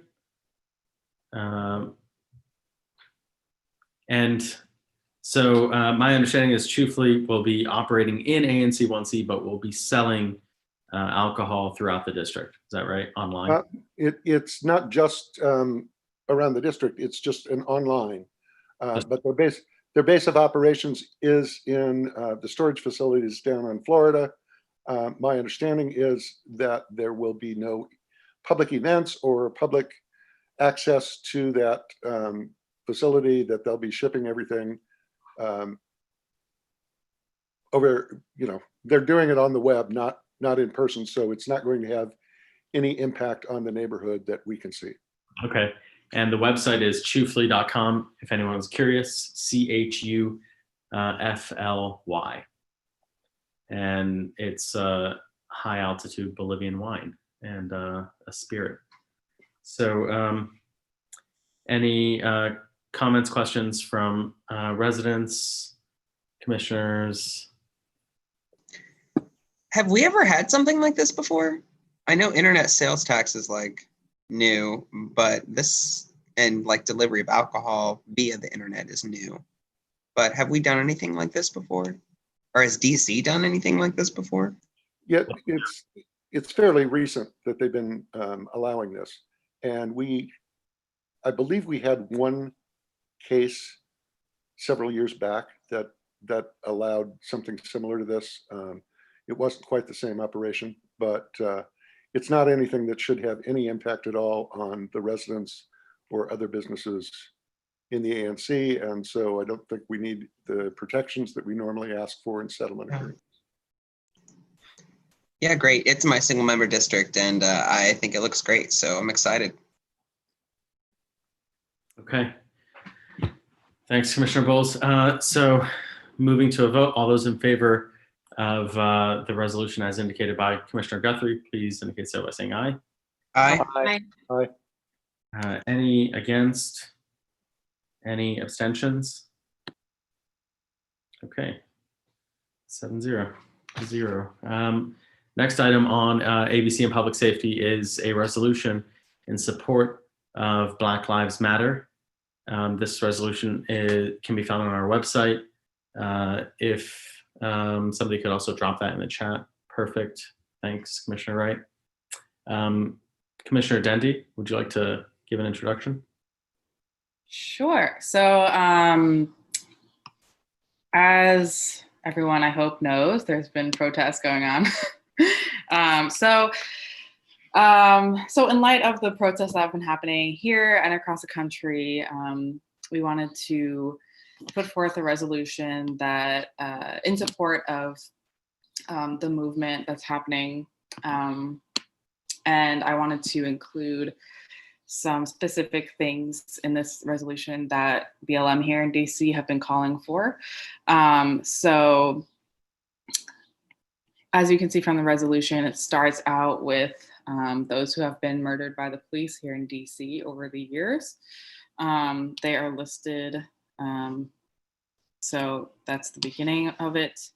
Then we go into how, just basically, the Black community here in DC makes up less than half of the population, but the majority of stops with the police, frisks, and use of force it includes Black residents, and the majority of folks who are in the DC prison are also Black. 95% of, 95% of those who are in the jail, in DC jail right now, are men, and of that, like 88% of them are Black, and the 5% that are women, like 75% of them are Black. Huge numbers there. And most of the complaints that go to the OPC, which oversees police complaints, the majority of complaints consistently throughout the past 5 years have been from Black complainants, above 70%, above or at 70%, basically for all those years consistently. So I just wanted to highlight that in the first whereas statement with a few statistics. Michaela and I actually worked on this together, so we included that information there. Then we go on to say that there were a lot of arrests that happened during the protests. And so on one night in particular, 104 protesters were arrested. On another night, there were 288 protesters who were arrested. Many people have been calling for the MPD to drop these charges. These folks who have been arrested, most of them were in violation of curfew. And there were a lot of people out in the streets, including myself, who were not arrested, even though the curfew was in effect. And a huge number of these folks who have been arrested, lots of them were in one particular house on one night when MPD tear gassed them when they were stuck indoors. And, I think that nobody should have been arrested and charged for something like that. So that's why I included that here in the statistics. And then I go on to talk about the mayor's budget. So the mayor's budget that is proposed includes an 11.4 decrease in funding for the Office of Neighborhood Safety and Engagement, which oversees the implementation of the NEAR Act, which is technically fully funded. However, its guidelines are not always enacted by police who are supposed to be doing it. So I think it does not make any sense to cut the budget by that much. She also wants to increase the MPD Cadet Academy by $1.7 million to increase the number of new cadets. I actually made one bullet too. So, and then another bullet is she wants to include $2 million for 30 more correctional officers, and then $5 million for a new jail. I'm unclear on, when all this money is supposed to be spent, but according to the council, the new jail that she wants to build is in total supposed to be $500 to $600 million to build. So that is in the budget for the mayor's proposed budget. Then the next part is about police officers that are in school. And most schools in DC do have police officers in them, but through data, there's many studies that show that this is actually not good for anyone in the school, and that the police officers also discriminate against, Black and Brown students in schools, and it actually causes more harm for those cops to be there rather than, nurses and social workers and counselors. So that is another whereas statement. And then the end is a few be it resolved statements. So be it resolved that we want to urge the mayor and DC council to protect the rights and safety of protesters and make swift and decisive legislative action. So to go back to all the data that was stated above and give examples of what that legislative action should be. The first bullet is defunding MPD, removing police from schools, dropping charges against protesters, ending the construction of new jails in DC, banning stop and frisk, releasing body cam footage publicly of all police-related deaths, and investing in the community. And then the last be it resolved has different community or has recommendations of where that money could go to invest in the community. So that's the overview. So if anyone has any questions, I'd be happy to answer. Thank you, Commissioner Dendy. Questions from commissioners?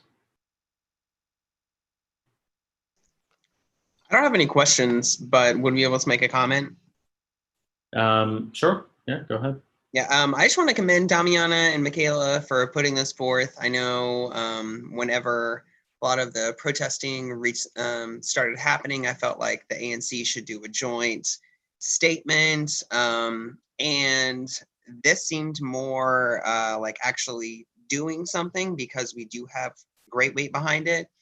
And essentially what we're going to be asking is the DC Council on Tuesday to continue to look at these matters and to continue to push for them. And I, for one, know that Councilmember Brianna Doe, who is our council member, has either publicly stated that she's in favor of most of these bullet points or has done something to make it very well known that, she's moving that way. So I think that us passing this could not only give her more support and more courage, but also, puts people who aren't necessarily there yet in a spot to say, oh, there's ANCs that are passing things like this. So I'm really supportive. I'm really excited that we're doing this. I think there's more that can be done. Frankly, I work with the DC budget, and there there's a lot of ways to cut agencies and to cut fundings for things. So I do have a quick question. These specific demands, Damiana or Michaela, how were they, or I guess the further resolved, how were they, or who were they taken from, or is that something that we created ourselves, or is there another group that is sourcing and asking those requests? BLM DC's demands, well, there are more demands than this. However, their demands do include defund MPD, remove police from schools, and stop construction of new jails, and ban stop and frisk. Okay, cool. And also invest in community. But Michaela actually went more into specifics here, I believe, right? Is that right, Michaela, with the... Yeah, I mean, you know, when we were starting to think about where we would get started with this, I think at least my first instinct was, let me check to see what Black Lives Matter DC is doing. So that's kind of what we used as a foundation. And then Damiana kind of went in and added to it, not in the specific demands part, but adding in the data component. And look, I know it's very general, and it's just kind of where we started, and it's probably not perfect, but we really wanted to get a statement out. And definitely, I mean, I'm super open to feedback on this if we want to focus in on anywhere or keep it general. I just think it's important to put out a statement, and this is what we started with. Yes, thank you. And Damian, one more question. Could you explain or expand upon what you mean by defund the police and what this resolution would hopefully do? Putting me on the spot. Okay. I mean, well, I mean, like on a personal, like not ANC level, I don't think that we need to have policing in our communities, like brutalizing our friends and neighbors, and like that is something that I fight for. However, I do recognize that isn't something we can work towards immediately. We have to do things in steps. So with this resolution, what I mean by defund MPD is, just at a bare minimum, don't allow for the increase in the budget that the mayor is proposing currently, and hopefully continue to cut MPD's budget over time until we can get down to, what will be helpful and fruitful for our communities and really keep us safe. And I don't know how long it's going to take, but for this specific resolution, I just mean like, let's just not increase the budget. Because I think it's going to be hard to do that right now, since the mayor does want to increase the budget, and we need to get more folks on the council on our side. So I think for right now, this is the right first step. So Yeah, just go ahead. Clarify, defund the police, by that you mean don't increase the budget from the prior fiscal year? I mean, well, like I would be open to, thoughts on what folks think that this means to them. Right. No, I'm not trying to put words in your mouth. I'm just trying to clarify what you just said, though, and continue the discussion. Okay. I mean, if we need to be more specific in the resolution, I'd be happy to do that. I mean, I'd rather be more optimistic and put like decrease the budget. I was just trying to start out. Okay.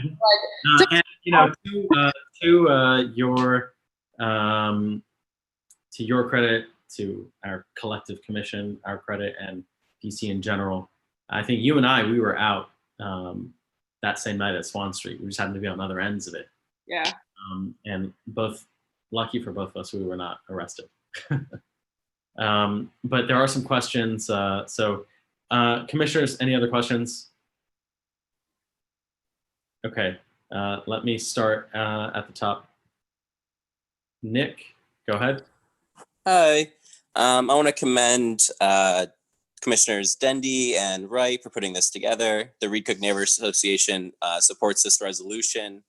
I am a little disappointed to see that it's altered from its original version and that decriminalization of sex work has been removed. However, we still urge our commissioners, Michaela, Japer, and Chris, to support this resolution. Thank you. I removed that because upon having conversations, I decided maybe it would be better to write a separate resolution that went into more detail about that specific demand. Tamiana, I would be happy to work with you on a decrim sex work. I know a lot of folks from HIPS and No Justice, No Pride that have been advocating for this for years. And a lot of folks also have been doing this work for years. So I'm glad people are finally waking up. So thank you. Right. Okay. Thanks, Commissioner Bowles. And what I'd like to see with these resolutions that they go through committee, and because then we can refine them as we go. So moving on to other comments, Mr. Swiderski. Yeah, I am a resident of Seton Street and in 1C08. And I want to say, first of all, that I strongly support this resolution.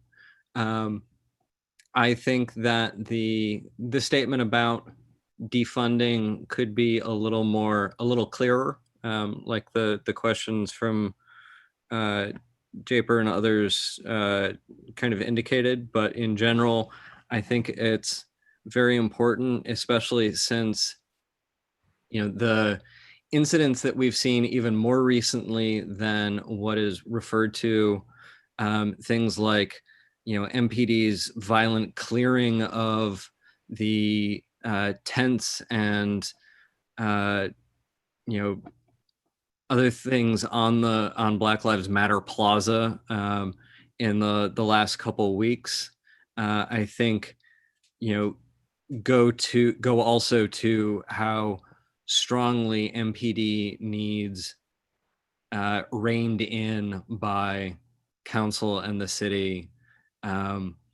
And frankly, I would even look forward to some kind of suggestion that, the chiefs not only contract be brought up next year, but even some sort of, I don't know if a no confidence type of resolution is something that the ANC could do, but I think that would be appropriate, because I know as a resident of DC, I certainly have lost confidence in this chief to maintain control of and effectively reform this department.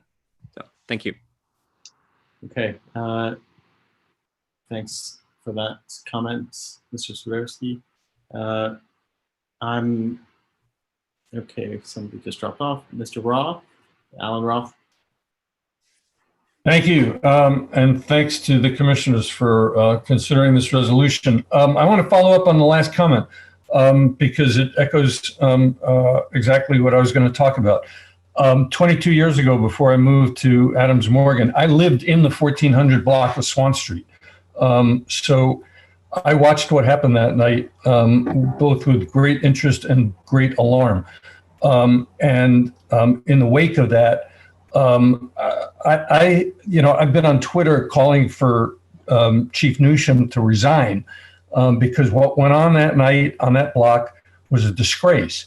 And what concerns me even more is that in the follow-up to that, he had several opportunities to explain what happened, to disavow what happened. And instead of doing that, he has outright lied. And anybody with two eyes can watch the various camera angles that the videos have displayed from various angles, various doors, various people who shot video that night. And there's plenty of it on the web. Chief Newsham has outright lied about what happened there that night. And when he hasn't lied, he's completely deflected questions about it. Now he's engaged in a public debate with the council, and particularly the chairman of the Judiciary Committee, who has oversight over his department, in a manner that is completely unbefitting his office and that borders, to my mind, practically on insubordination. So, ideally, I'd love to see him forced to resign. That apparently isn't going to happen. But the one thing the council is considering right now, and that's on the table before them this coming Tuesday, is a provision in this bill that apparently has attracted some debate, requiring him to come back before the council this coming spring, or I guess next spring, because the bill would retroactively impose a 4-year term on the police chief, and he'd have to come back before the council to be reviewed. Since there's provisions in this resolution that urge the council to include certain things in this bill, this issue about the chief and his tenure is going to be immediately before them. And I'd urge the ANC to add into this resolution provision for the chief to have his term retroactively limited to 4 years and be subjected to council review next spring. And that'll be right before the council on Tuesday. Thank you. Yeah, thanks for bringing that up. Actually, that's a good point. I was aware about that and I didn't think about it. So I would be happy to add in the retroactive term limit and adding the going before council for review. Okay. Thank you. Thanks, Alan. And while Commissioner Dendy works on that language, we'll take a couple more questions. Elias? Elias, yeah, thank you. I just really wanted to thank both the commissioners who proposed this resolution. I think that the wording is possibly less important than the meaning behind it, and I really think that I would echo both of what has been said before me, including that Chief Newsham should resign, and that I, as a resident of DC, was absolutely shocked that MPD, under Bowser, after her condemnation of Park Police's behavior, went on to abuse peaceful protesters. Yeah, thank you. Okay, thank you. Do we have other questions? Let's see. Seems like that's all. Commissioners, comments, questions? Okay. Can I offer a couple of friendlies, Commissioner Dendy? I think you went into some detail and you cited the protesters, and because in one of your be it resolves you say drop charges against protesters, and I'd like to see that happen. I'd like to be a little bit more specific. Are we talking about the 104 protesters that were arrested that you cite in your whereas? 50% of whom were charged with felony rioting, 33% for burglary, and 27% for curfew violation. Is that what we're talking about? Yeah, I mean, it was actually closer to like 400 or something. It was 104 and then the 288. Additional 288. So, right. So, what does that come up to? 392. Yeah, about, yeah. So, how about we say in the be it resolved, drop charges against 392 protesters arrested over May 30th, May 31, and June 1. just so that we're very specific about that. I think that might increase the chance that something gets done here. And I do appreciate you finding all this good data. Are you making the changes right there? Yep. Oh, perfect. All right. So, okay. That's one of them. And then in the be it resolved, you say invest in community. It's a little bit general. Maybe connected to the next be resolved to make it clearer. I think that's a little bit better, right? Invest in community as articulated in the following. Or I could just make it a separate, like in the last be it resolved, I can just say C1C demands the mayor and council redirect, kind of like that. Yeah. Right. Move invest in community to last be it resolved. Okay. So mayor and the council redirect the proposed increase in funding for MPD in FY21 to, oh, that's not what I wanted to do, to invest in the community by instead restoring or increasing funding too. Okay. And for the points of defunding MPD, I think if the aim and the purpose is to halt increases in budget from the prior fiscal year, then we should be specific and say that. Okay. Can I make a point of reference? Inquiry? I don't know. I'm just going to say Charles Allen did a committee markup and there were decreases in the MPD budget. However, advocates are calling for deeper cuts.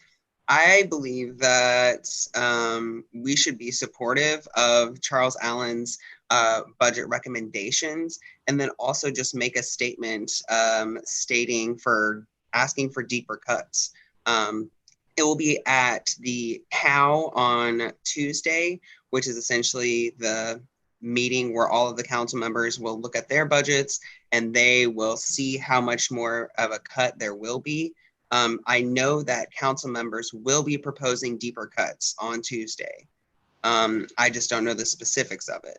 But I feel like there's a way for us to incorporate current budget language that would actually make this letter add to advocacy efforts.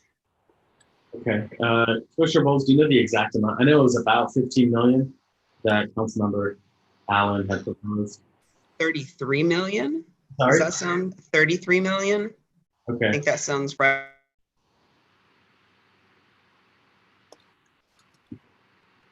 So there for the defund, the MPD piece, I think something to acknowledge the current $33 million number proposed by Charles Allen and to go further. So ANC 1C, and to the Mayor and Council, go further than the $33 million cut proposed by Charles Allen to the Metropolitan Police Department budget. How does that sound? Okay. Yep. Oh, we've got a couple other hands here, so you want to work on those, a couple of changes there. Let's take Mr. James, go ahead. Hi, I was trying to get in while it was still the public comment time, but there was a bunch of squiggles all over my phone. Sorry about that. Made it unresponsive. So I watched a video from Australian TV where in broad daylight on 8th Street, the DC Police Department, and it was only the DC Police Department, formed a U on the street. The protesters were kneeling in front of them. A DC officer was firing rubber bullets into the kneeling protesters. I couldn't have been more disgusted. And then they started doing the flashbang and the tear gas. So for that reason alone, Chief Newsham needs to go. It's despicable behavior. So I would call for him to go, specifically. But now comes the Ghostbusters part. Who are you going to call when, there's a bar fight and guys are, throwing broken bottles at each other? And I come home, and start to enter my house, and I realize that there's somebody who's broken into my house and he's still there, that kind of thing. Any bad behavior I don't think can be excused, but could you say something like, defund the Metropolitan Police Department to accomplish these following goals? One of them, I think, should be that there be no used military equipment of any kind used by civilian police force, like tanks and armored personnel carrier and Humvees and all that stuff that they love so much. So those are my suggestions. Thank you very much. So actually, I did start writing a resolution that I'm not finished yet, but that I'm trying to figure out what all the military grade things are that are used by the police, like the Safari Land, rubber bullets, and all that stuff. And I wanted to write a resolution that was specific in calling out what those things were so that we can write a resolution as an ANC, hopefully, that would discuss specifically not using any of those weapons. So yeah, I was thinking about including it here, but I thought it was going to be too much, so I didn't. You could say, I don't know if I'm still on. You are. I mean, if you just said that the council shall not provide funds for any ex-military, equipment of any kind. So I think, it says what you want to say, but if you wanted to say tanks and Humvees and armored personnel carriers and things that are weapons of war that should not be used upon a civilian population. Mm-hmm. Anyway, thank you for listening. And I hope you can do something with what I'm suggesting. Let's take one more question. Thanks, Dennis.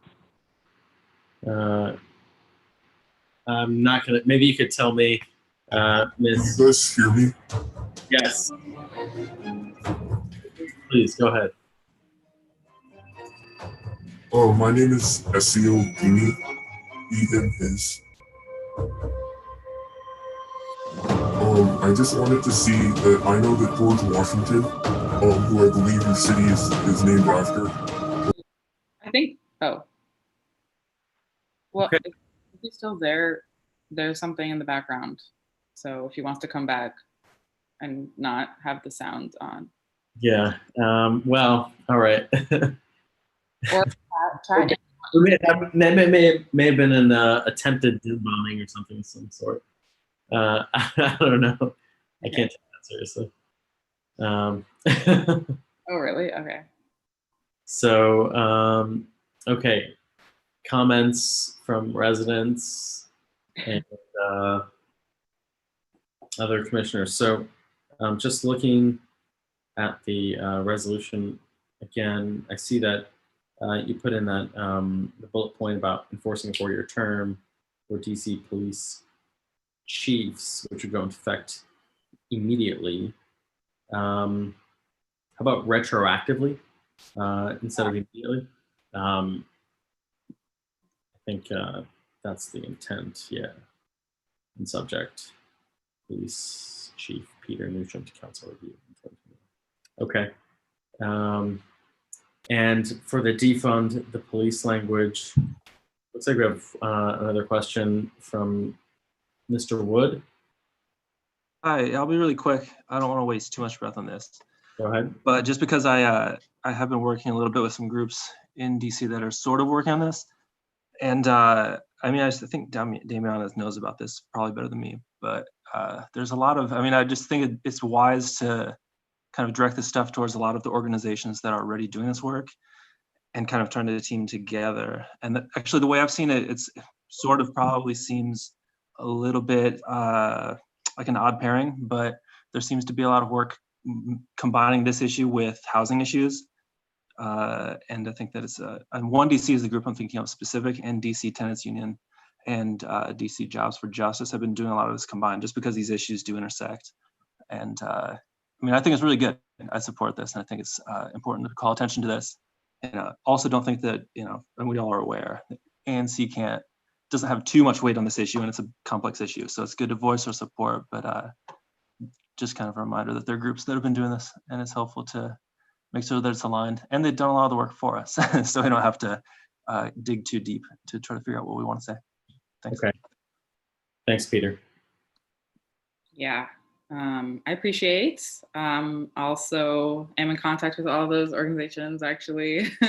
And yeah, so I think they're all doing great work. And I guess like it's difficult sometimes for me, I guess personally to, or well, no, I'll just, in this instance, it was difficult to write a resolution without, you know, seeming too ideological, because I'm in so many groups that are very like calling for, you know, very radical things. And I guess like ANCs are a bit more of a pragmatic group of people, and trying to, you know, balance the pragmatism of the DC government with the advocacy of very radical groups that I'm a part of is a challenge. But I like to hear the support from the community, and it helps me actually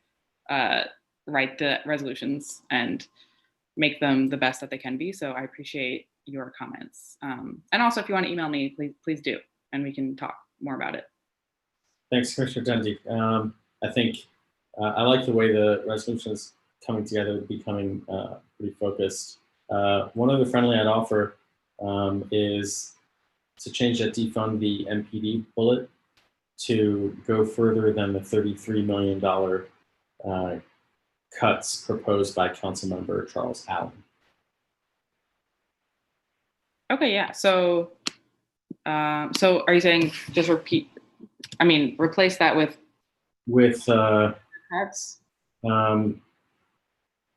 Reduce funding further than the $33 million proposed cuts by Councilmember Charles Allen. I think it's 33. Is that right, Commissioner Bowles? I believe so, yes. Okay. Okay, cool. Reduce funding further than the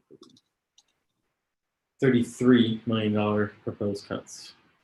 Oh, whoops, sorry, yes. Yeah, by Councilmember Charles Allen. Okay. And we have a couple more questions or comments, and then let's call to a vote. Please keep it brief. Fiona?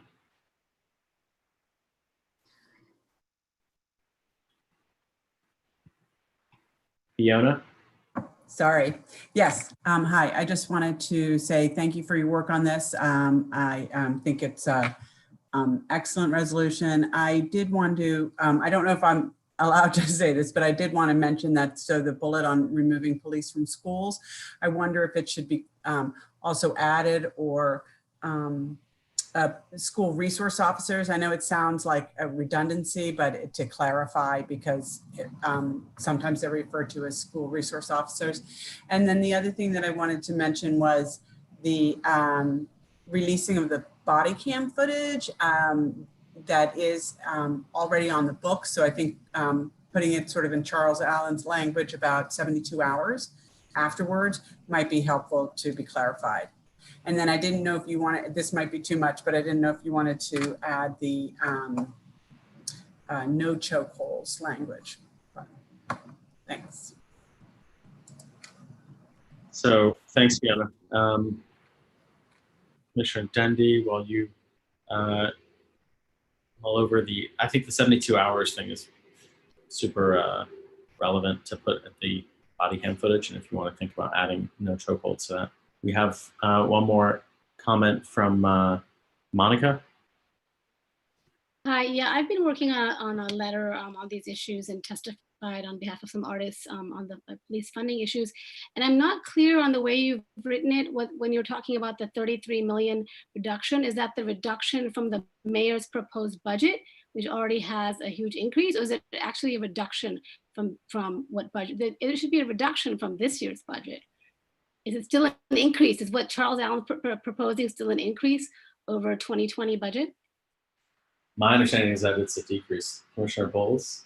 So it actually still is an increase. Yeah, and the reason being is, and this is what Councilmember Allen stated, is due to salary negotiations and with the police union. So there is still, I believe, like $5 million increase.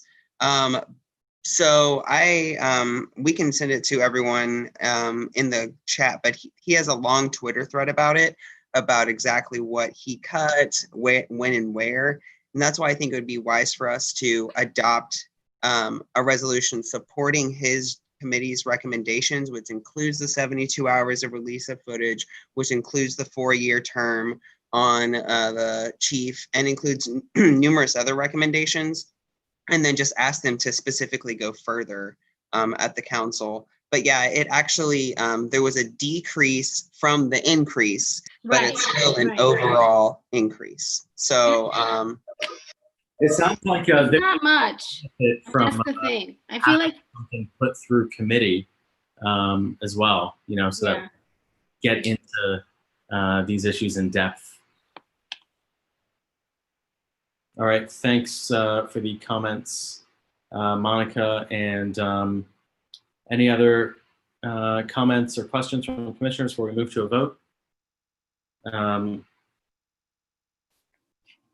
Damiana, what was your verdict on the friendly about the 72 hours release body cam footage publicly?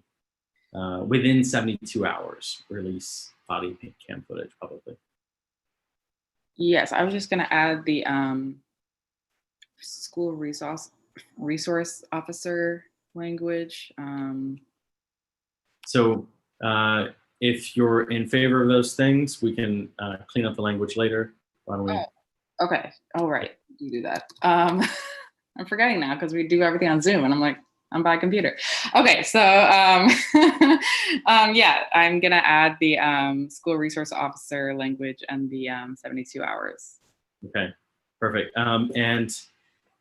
Thanks very much for taking the time to work on this, to make this the resolution that it is, to add these specifics. I think it's important, and I think we're all of the same mentality on this commission. I mean, we all end up at the same protest even without notifying each other. So there's that. Point of order? Yes, Commissioner Guthrie. I don't believe that we actually have a motion and a second that have been made on this. This didn't come from the committee, so it doesn't automatically wind up in front of us. So I think Damiana needs to make the motion and then get a second, and then we can vote. Motion to consider? To approve the resolution as presented. As presented here in support of Black Lives Matter. Second. Okay. Thank you, Michaela. Thanks, Michaela. So shall we move to a vote? All those in favor of the resolution as indicated, as we've talked about, the new resolution with all these incorporated changes, please indicate so by saying aye. Aye. Aye. Any against? Any abstentions? Okay. Thank you, Commissioner Dundee. Good Great resolution and a unanimous vote. Thank you. Okay, so the next item on our agenda is a resolution requiring a face covering while in and around streeteries. Now, this needs a preliminary motion to get on the agenda because it did not have sufficient notice. Didn't meet our 10-day notice requirement to the community. I'll make that motion. Right. To add this resolution to the agenda. It's timely. So yeah, it's it didn't meet our 10-day notice requirement, but it's in the interest of the community that we present this resolution and we discuss and vote on this resolution tonight, given the fact that we had a pedestrian zone pilot this past weekend, and that before our next ANC meeting, it's likely that we'll have another. So we want to get this thing out. So I wrote up this resolution, and Commissioner Bowles, you had something to say? Okay. Could we vote on putting it on the agenda? Exactly. Yeah. So I move that we place the resolution requiring a face covering while in and around streeteries on the agenda. Do I have a second? Second. Thank you. Well, we flipped it, but it's on there now. Well, after this vote. But we need a vote. Yeah. So all those in favor of putting the resolution as described onto the agenda, please indicate so by saying aye. Aye. Any against? Any abstentions? Okay, so now we are on the agenda and open for discussion.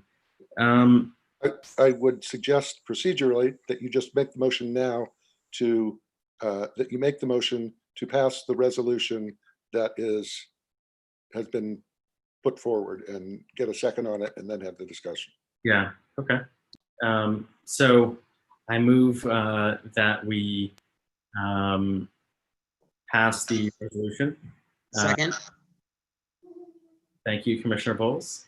Now moving to discussion. Commissioners, so we had a successful pedestrian zone pilot over the weekend.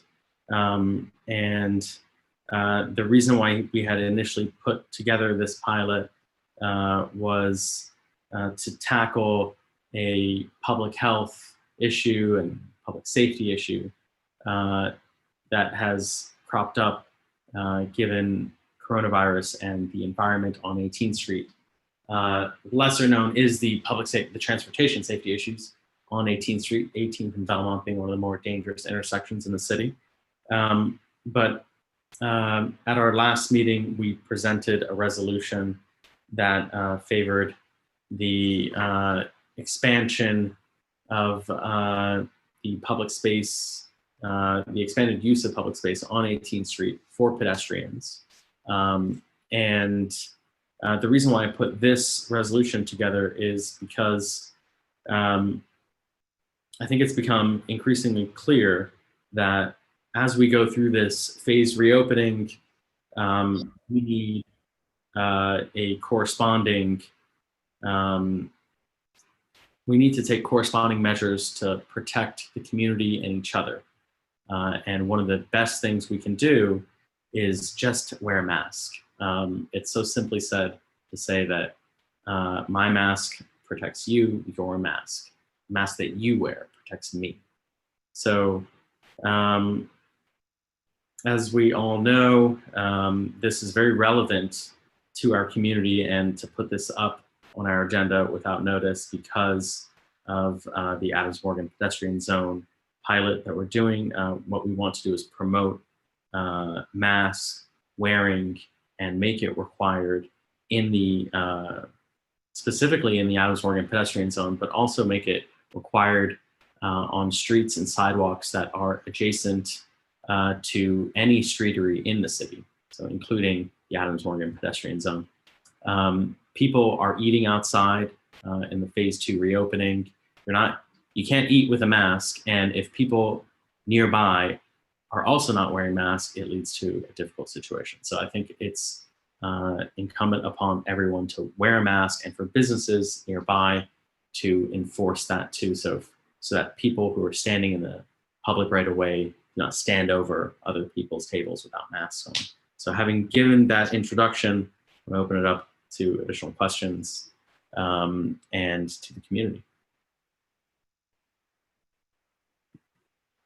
Zach, go ahead. Thank you, Commissioner. Congratulations to you and the entire ANC and community for really a great job and a successful pilot.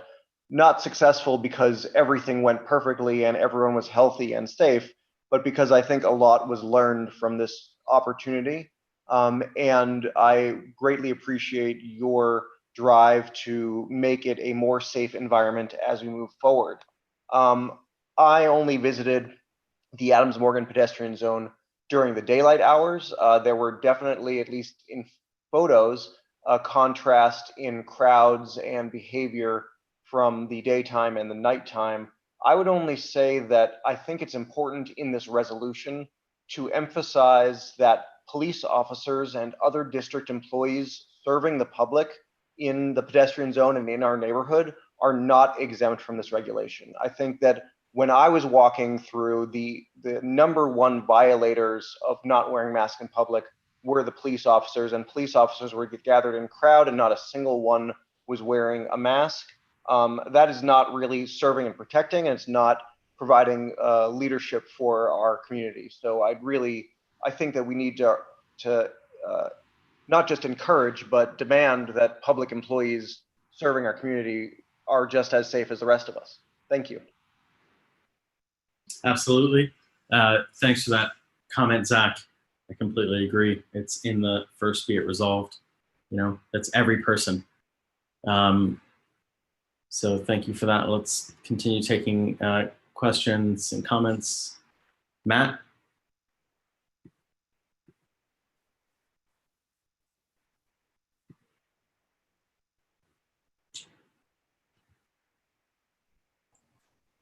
Matt, you're muted.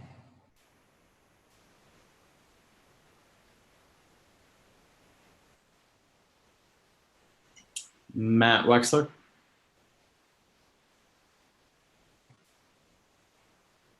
Okay. We will keep going here. Jeffrey Wilkes. Oh, hi, thanks. I just wanted to point out something which, conceivably would be helpful in this larger discussion, is that when they say, wear a mask, it'll protect, other people. That's true, but it's also true that if you wear a mask, it keeps you from infecting yourself if you touch, a contaminated surface or whatever, and then touch your eyes or your nose or your mouth. So it's not totally about, protecting other folks. It also, conceivably could keep you from getting infected. So for whatever it's worth on the larger, discussion, conceivably it would get more people to participate and go along with the idea. Thanks. Thanks, Jeffrey. Yes, that's an important point. It's not lost on anyone here. Thank you for that. Mr. James? Hi again. I just have a procedural question about the defunding the police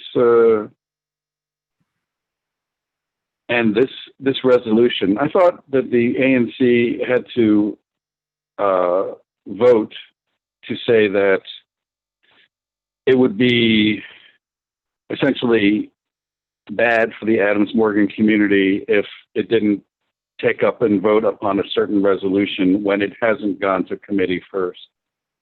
I didn't hear that happen. Isn't that the way it works?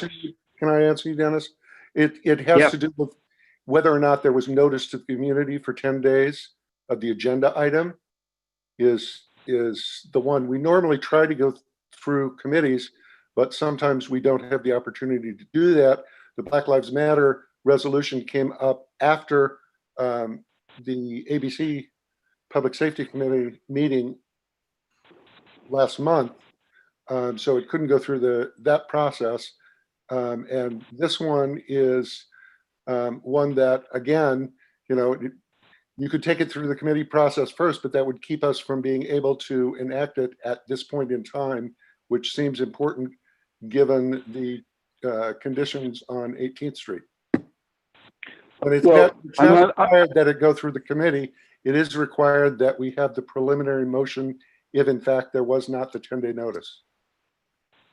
So, but it's not, isn't there also a bylaw part that discusses, this needs to be done now because it's for the good of the community?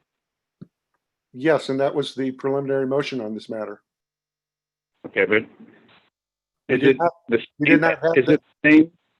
I'm sorry. Go ahead. We did not have a motion like that on the Black Lives Matter because 10-day notice was given to the community that we would be considering. Oh, okay. Okay, thank you. I appreciate the clarification. And I really don't have anything to say about the masks. The KCA has started a program. You may have seen them around the neighborhood of putting up signage by an artist, local artist. I won't mention her name, but we've distributed them to some. What's that? They look great. Thank you. Yeah, thanks. And they were handed out to numerous restaurants that were willing to put them inside, that kind of thing. So anyway, we're going to keep doing that. That's our little part. But anyway, I don't want to intrude on the rest of this resolution. I don't have anything other than good things to say about mask wearing. Okay. Thank you, Mr. James. And I hope other community groups can take this resolution and pass a resolution that's similar about mask wearing. Perhaps our CNA as well. So other questions from members of the community?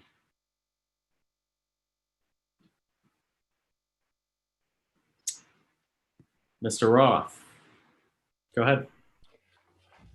Thank you, Mr. Chairman. As you and many people on this call know, I was an advocate for moving ahead with this plan, or a plan approved by the ANC last month, mainly because the proposal originally put forth by DDOT would have been both a transportation and a public health nightmare. Those of you who were on the ANC call last month know that my number one concern was providing adequate room for social distancing, given that the mayor had made her reopening decision. It's unfortunate, I think, that it took almost a month for the mayor's office to finally bring back an option that came close to the ANC's proposal. So you guys in the business community were left with just a couple of days to pull it all together and work out the kinks before last weekend. And in light of that and the circumstances, I think everybody did as good a job as they could. But it's equally unfortunate, I think, that the mayor's office never included any representative of the health department in that process. They were totally focused on transportation and logistics issues. And I raised that with a representative of the mayor's office, and it was obvious that public health was completely an afterthought, and they had no intention of providing any personnel from the Department of Health to assist with this pilot weekend.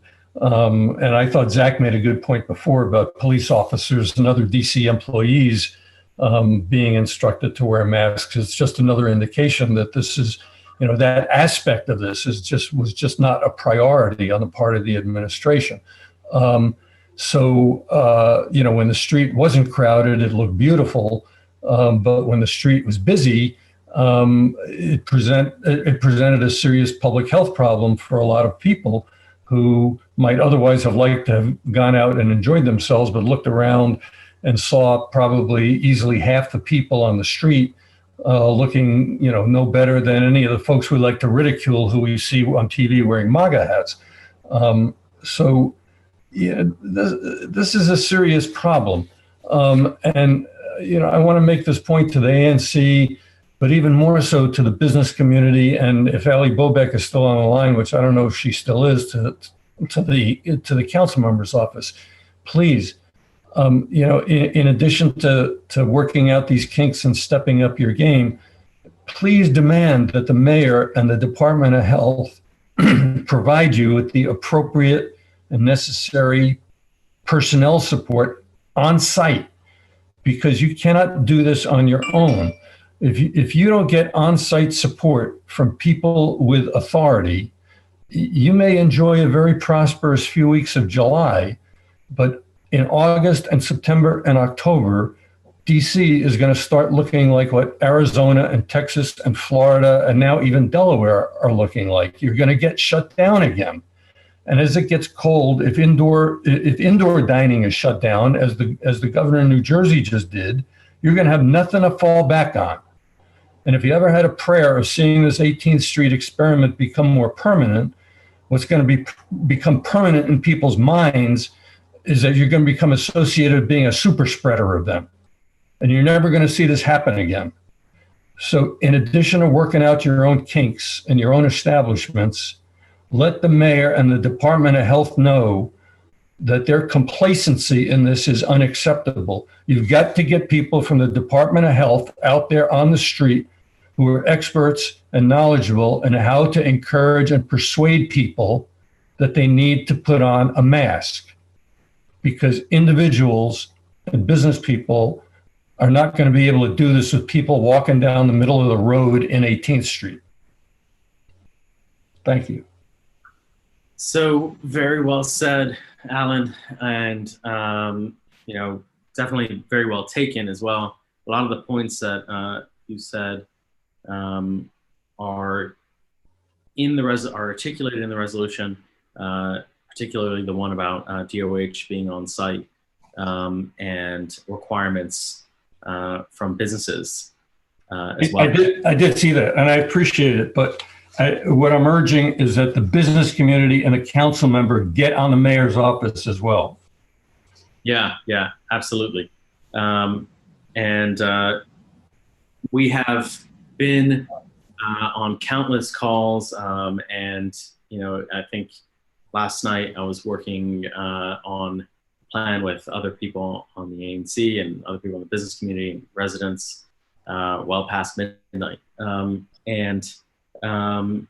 I don't want to get into the specifics of the players involved, but I do think that this community needs the extra space, and we can go so far as to promote physical distancing and the wearing of masks, but we do need enforcement help. And by enforcement, I mean somebody from DOH. It's not about writing a ticket, it's about educating, and somebody in a position of authority working to get people to wear masks.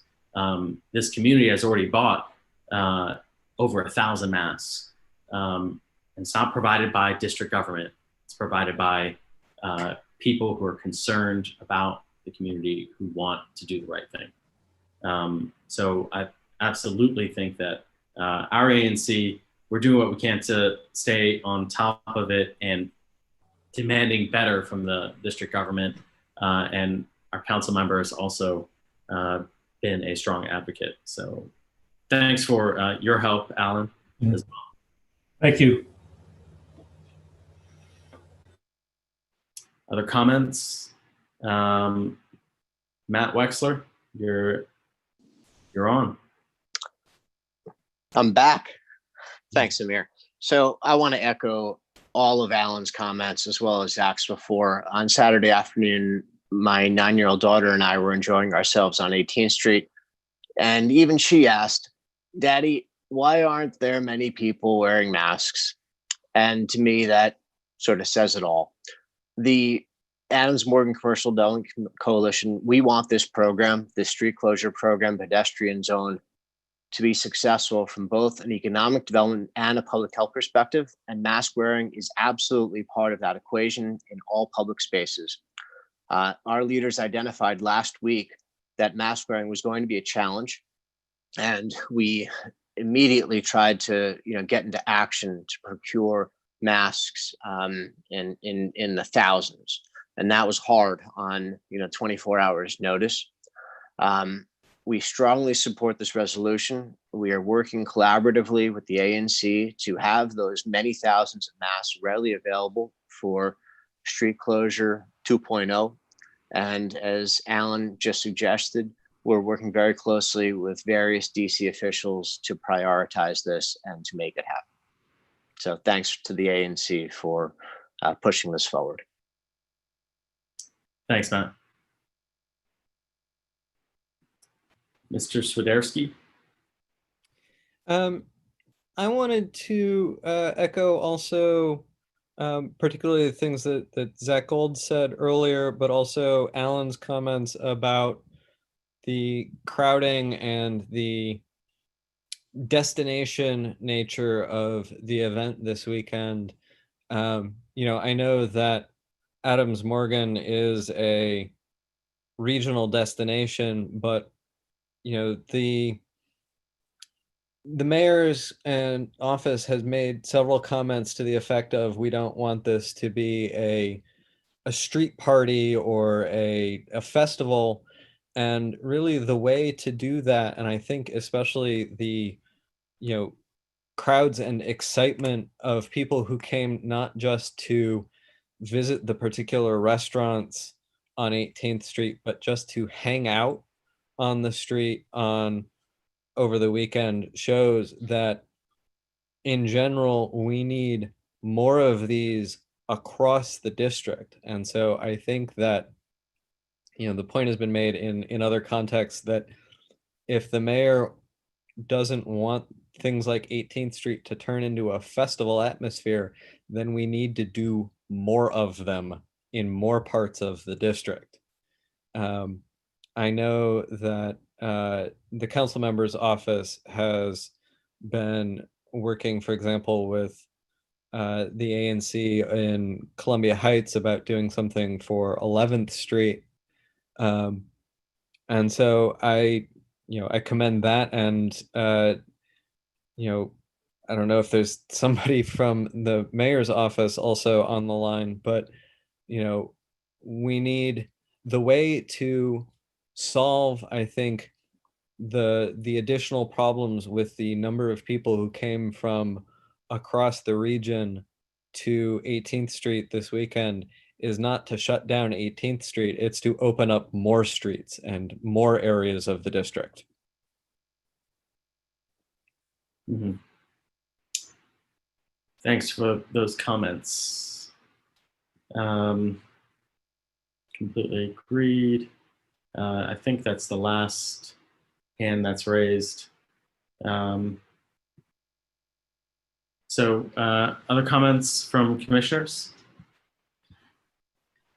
Yeah, sorry, my Zoom died at the beginning, but so I was just curious about, I didn't do any research into this, but do you know if Amir, if the Department of Health could invest in some masks, because I feel like that is a good use of money. And I was thinking, anyway, I'll stop at that. Did you look into that at all? I'm just curious.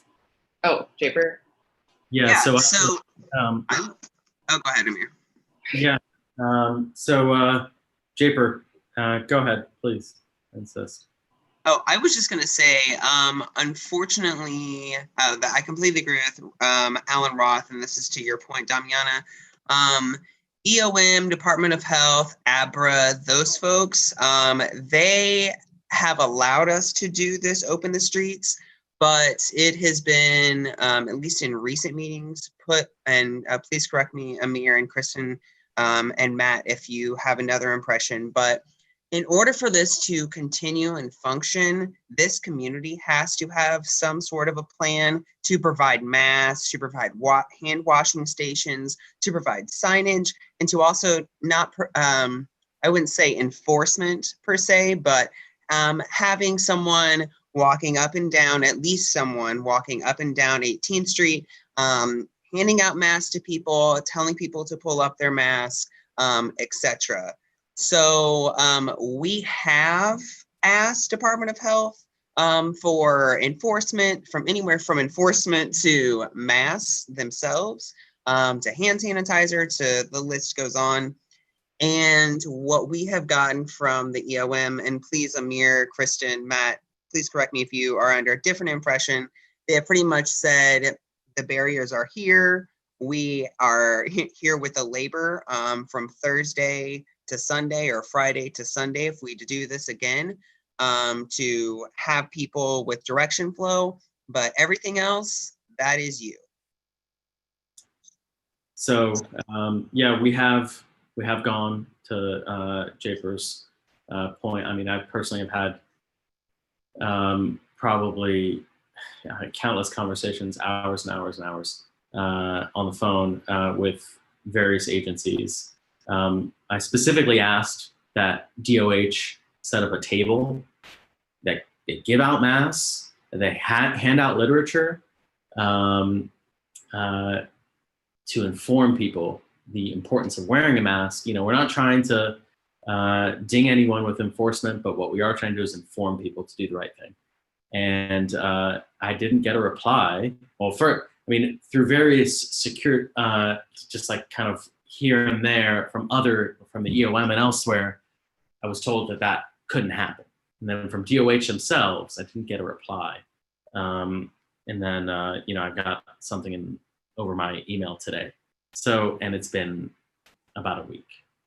I understand that this whole plan that the ANC put together, that it was approved on short notice.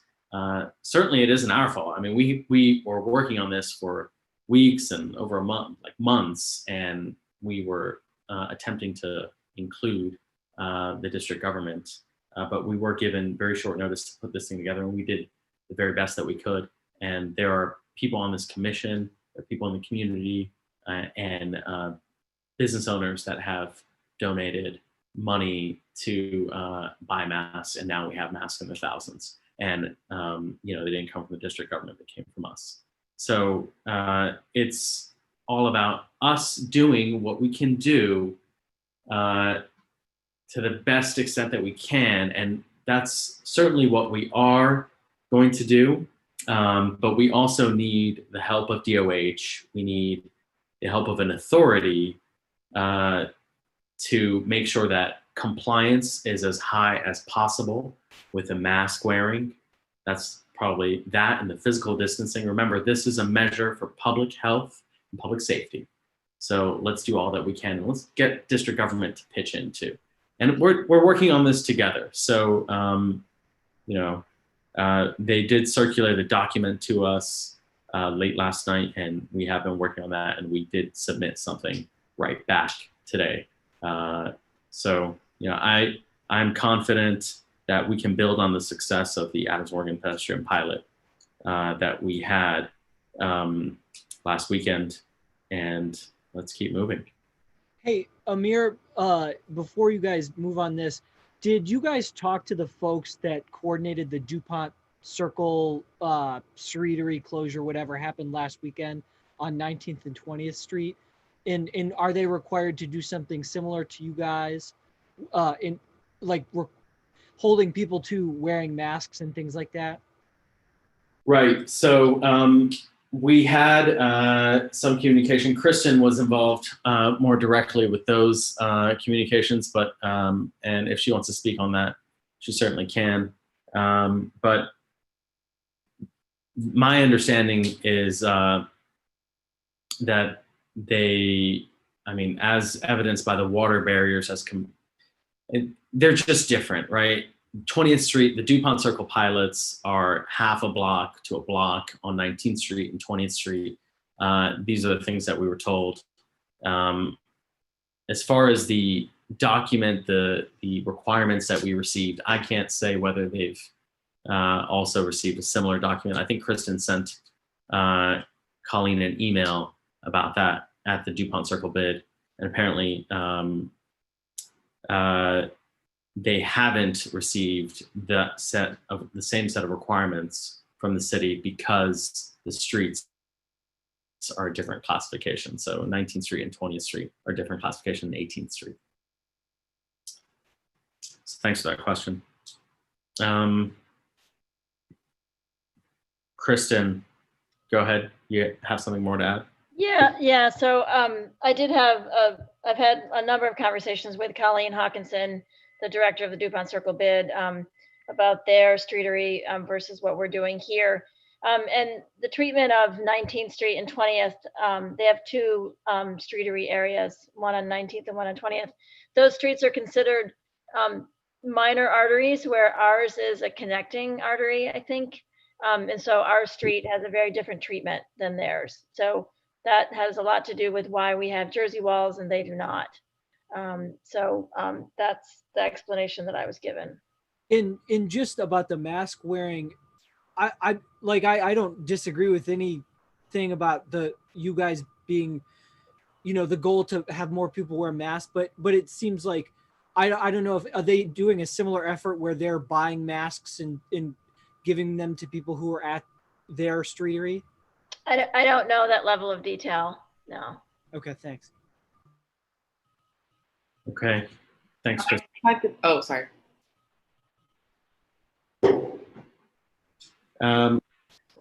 Okay, so question. Yeah, for sure. So would I be able to put forth a friendly amendment or addition? Because I'm very concerned about police officers. I think somebody mentioned this already, not wearing masks, especially since most of them who I've seen walking around are not wearing masks. And when I asked them about if they're required to wear masks, they literally like coughed on me and thought it was funny and laughed, and it was not amusing. So I would like to see the Department of Health, if they can help us out, in businesses also be given the authority to ask cops to also put masks on, because I think that's really important. And I don't feel comfortable anymore asking police officers if they can put masks on, because I might get spit on or something. So I'm just wondering if we can add that specifically, since I don't know if people from Department of Health are going to feel comfortable going up to a police officer and saying, you have to put a mask on now, but they do have the authority to do that. Mm-hmm, mm-hmm. So you want to, what is a friendly exactly? In the first be it resolved, it goes, ANC 1C urges the mayor and the council to require that every person over the age of 5 wear a mask. Right. Yeah, and for the business, where you say, where was it? Urges the mayor and the council to require businesses to take reasonable measures. I know that I've seen police officers. I don't know exactly what they do, whatever, on Adams Morgan, but I've seen them walking around. So if we can add that in or wherever it makes sense, I think, to just be explicit about that, just in case it's not clear. I know we say every person, but I don't know if the typical person at a typical employee educating the public would include police officers as, So, right. So it sounds like to me, you want to say that every person, and be specific to say including district law enforcement officers. Yeah. Including MPD and law enforcement officers, if that makes sense. Including district employees, such as MPD. Yeah, that'd be good. Okay. Actually, could we not do the such as? I think we should do specifically. They are supposed to be leaders in the community, and I think language just says every person needs to wear a mask specifically, and not exempting MPD.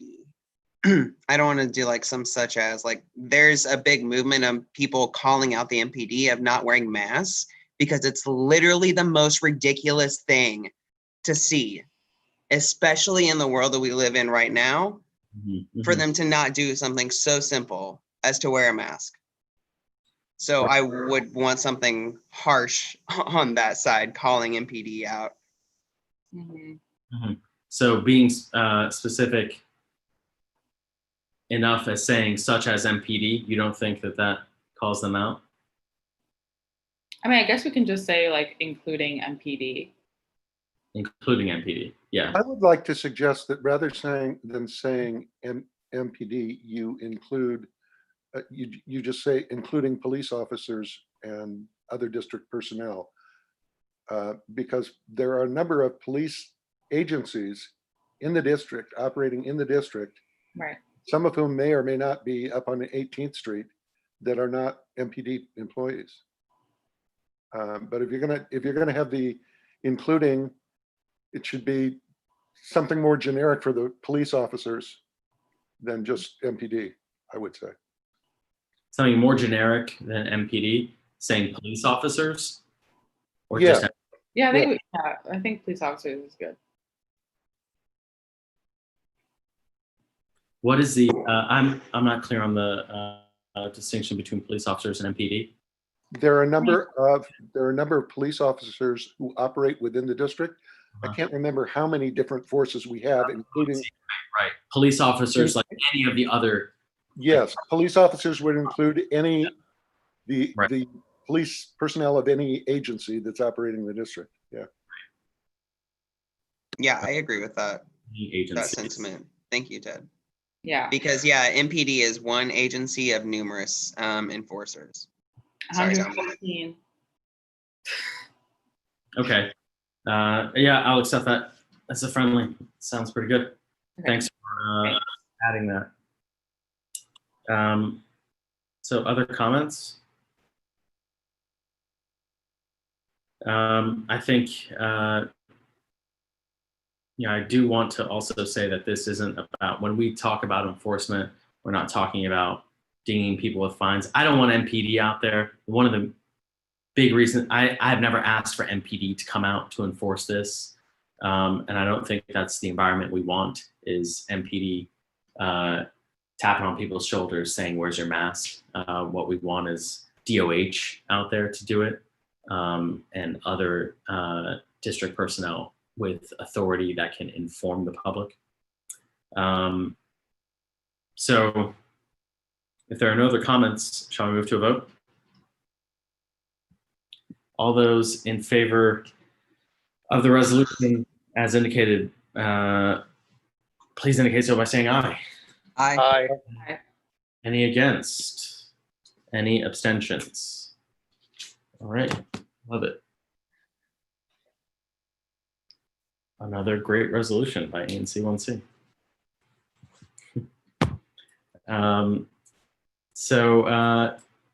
Next one on ABC, considering a resolution waiving certain time provisions in settlement agreements. This also. I would like to move to add this to the agenda because we didn't have, didn't give 10-day prior notice.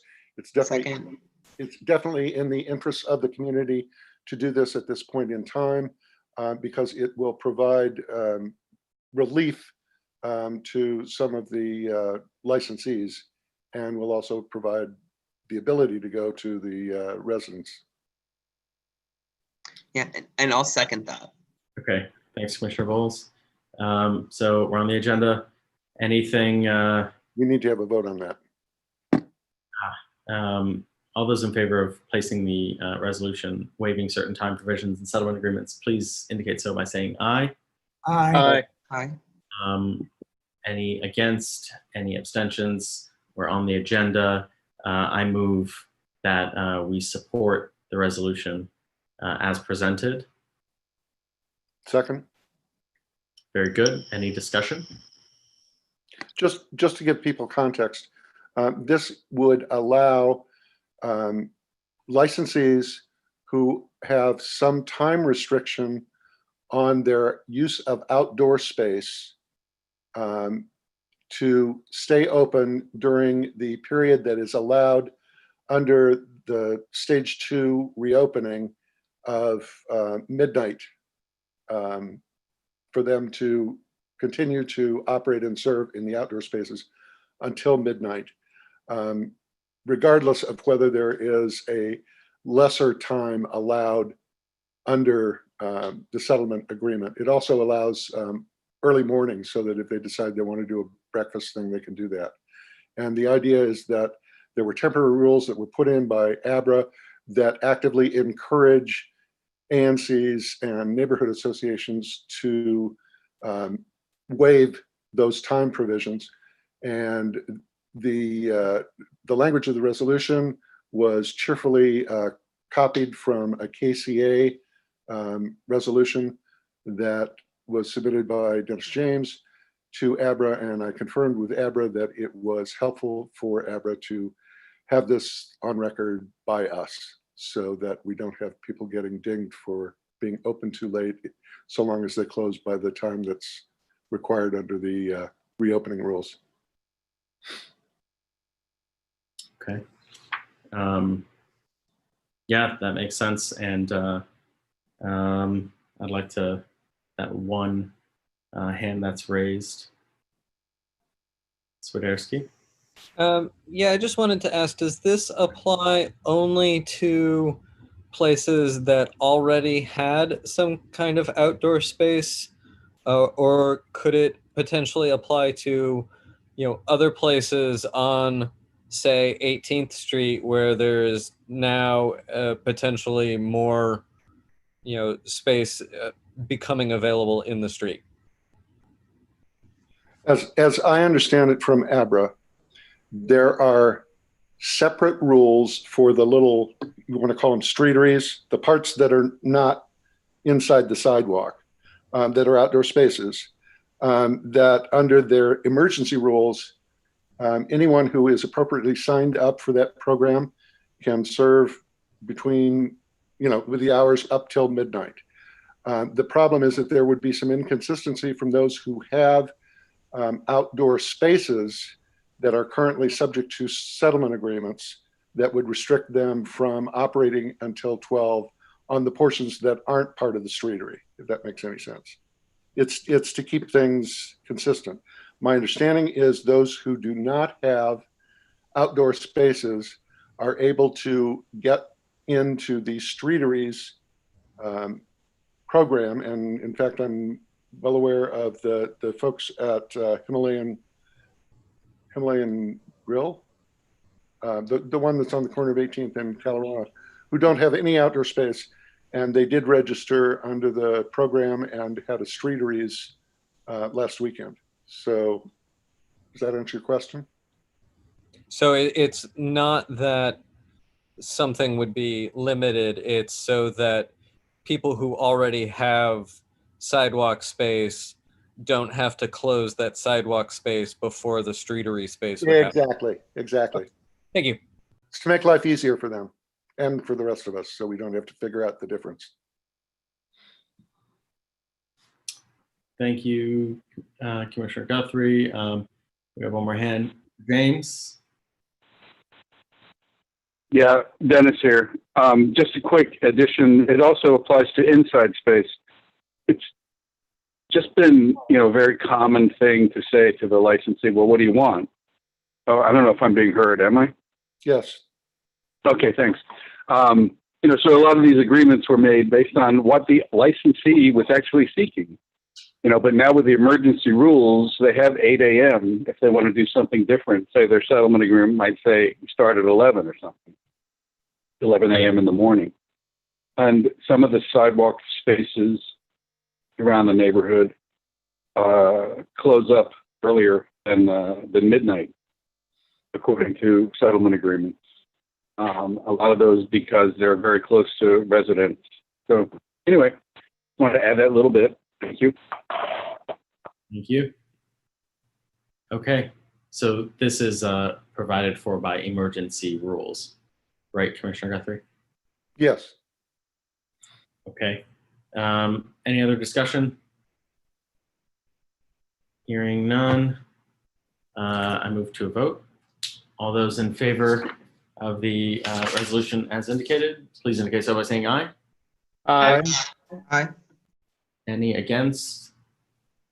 Any abstentions? 7-0. Okay, so going to PZT, the first item there, continued discussion of the Adams Morgan pedestrian zone. What we have committed to when we passed the resolution last month was to take feedback, and we take feedback very seriously. So this is an opportunity to hear any feedback about the pedestrian zone. So let's try to limit it because it's already at about 10 p.m. So please try to just limit the comments to 2 minutes. So go ahead, Zach. I'll use less than 2 minutes to thank you again for not only the work with the city to move this forward, but also your personally and the ANC and BIDS and the coalition's willingness to adapt quickly during the weekend and to continue to adapt and to listen to feedback. Again, I think this was a successful pilot, not because everything went well, but because there are a number of takeaways, and I appreciate you collecting our thoughts and moving this forward. Thank you very much. That's all. Thanks, Zach.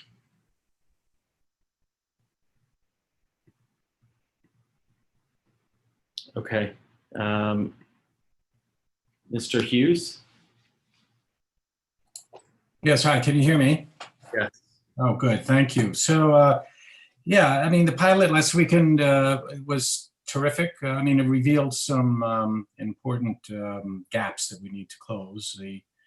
It's a great idea, but it needs to be managed to reduce health risks, and I still contend that it needs to be managed so that it can reduce overflow traffic onto side streets. It benefits the bars mostly. I don't have any problem with that, but this past weekend, I visited them on all 3 days, morning, afternoon, and evening. The crowds, especially in the late afternoon, evening, were clustered, drinks in hand, without masks, in front of the bars, right up to the Jersey barriers, and many times spilling over into the streets.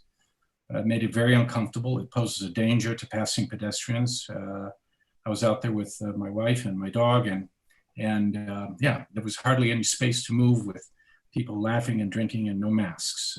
This needs to be managed. And I would suggest that I understand Department of Health, but we should ask the establishments to be responsible for managing their clientele so that they're respectful and masked and stay within the designated areas at respectful distances. And our commercial sector has to take responsibility for making this a successful program. And so much like we require 7-Elevens and McDonald's to do cleaning in front of their establishments so that it does not litter all over the place, I think the bars and music establishments need to take responsibility for their clientele so that we're not harmed. The traffic, both motorized and pedestrian, especially on Colorama Road, which is where I live, was significantly higher than normal. Not the whole time. During the day, actually, it was fine, but in the evening, it became heavier. Somebody had the bright idea, and I congratulate them, of closing off Colorama at one point, and that helped. It was a nightmare on Friday when buses were still turning onto Colorama, but still on Saturday and on Sunday, there were occasions when trucks and service vehicles were coming up Colorama from 18th Street, and the whole line of traffic had to back out. Pedestrian traffic was pretty heavy, and for the first time, I heard firecrackers going off in the middle of the night and the wee hours of the morning. So I think my suggestion here is to put in place a mitigation plan that will manage the traffic. So the idea of closing off the traffic altogether is great, and then whoever was able to do that, let's do it again this weekend, because that resolves the problem. Mr. Hughes, yeah, we completely agree with the businesses needing to take more responsibility. We did add something in our last resolution requiring that businesses take reasonable measures and that they do take responsibility for those customers that are not only in their own streetery, but those that are around their streetery. And also comments about traffic are well taken. So thank you.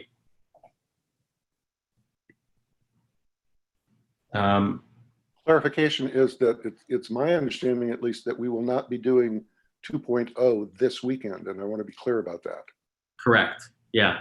In case anyone thought we were doing it this weekend, we are not doing it this weekend.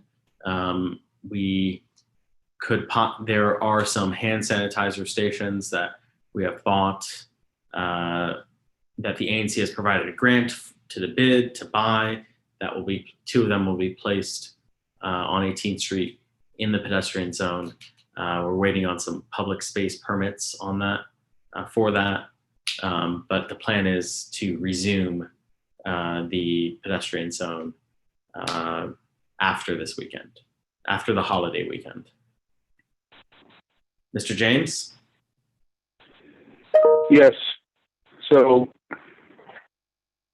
I've already spoken a little bit about the issues that were present, that were problematic over the so-called pilot.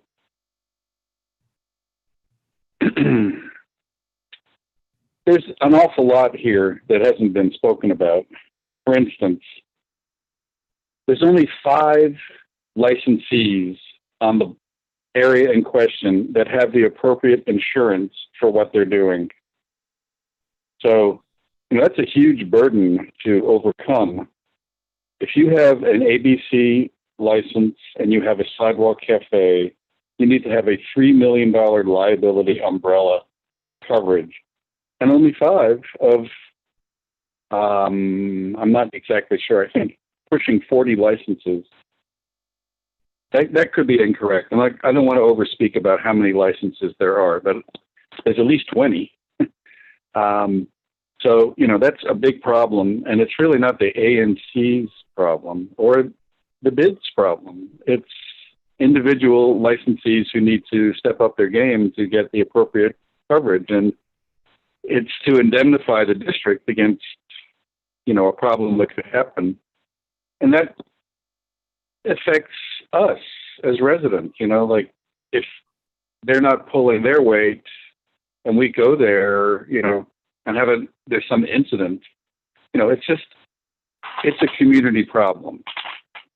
But, a lot of folks didn't have the necessaries. And today I published on the Adams Morgan IO group the requirements that the city laid out for this, the ANC's idea and the BID's idea to move forward. And, it's quite a list. And please go look at it.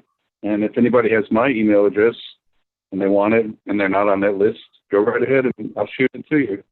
Because I believe in openness. I believe in open, responsible government, not just, you somehow got an in with somebody in the district government and therefore a program starts without any notification to the neighbors at all. We're trying to limit anyway. Okay, that's duration. I got in my licks. Okay, all right. Thank you, Mr. James. Kristen? Oh, yeah, I was just going to say that that what is continuing this weekend, as you said, it's not the full street closure, but the businesses that are able to meet the requirements will be able to set up parklets this weekend. And that permit would be through July 24th, which is when the mayor's emergency currently expires. Thanks, Kristen. Yep. Thanks for that point of clarification. Yeah, and we sent out notification about that this afternoon to the IO group and to as many businesses as we could reach. Mm-hmm, mm-hmm. It's a short turnaround because DC government is closed on Friday, so they wanted to review applications tomorrow. Mm-hmm.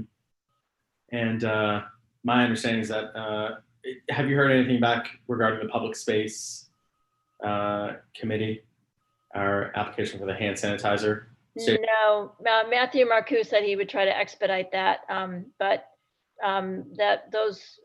he said if we didn't hear anything back on Monday to ping him and he would look into it again.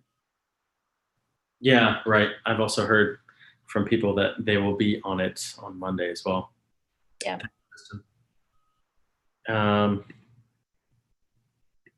Matt Wexler.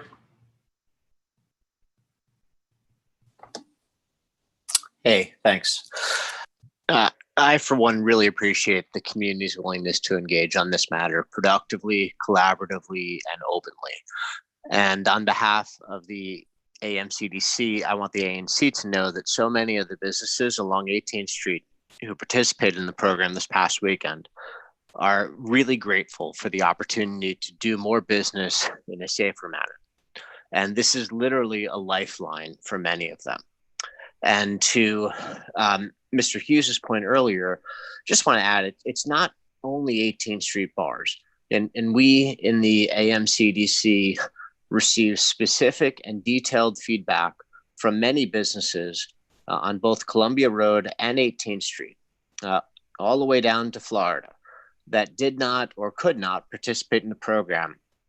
And they mentioned, they provided detail that their revenue increased substantially, as in multiple times greater from 2 weekends ago compared to this past weekend. And that very detailed feedback from dozens of businesses thus far is that the improvements in revenue occurred because of the outdoor business environment and not because of any other factor.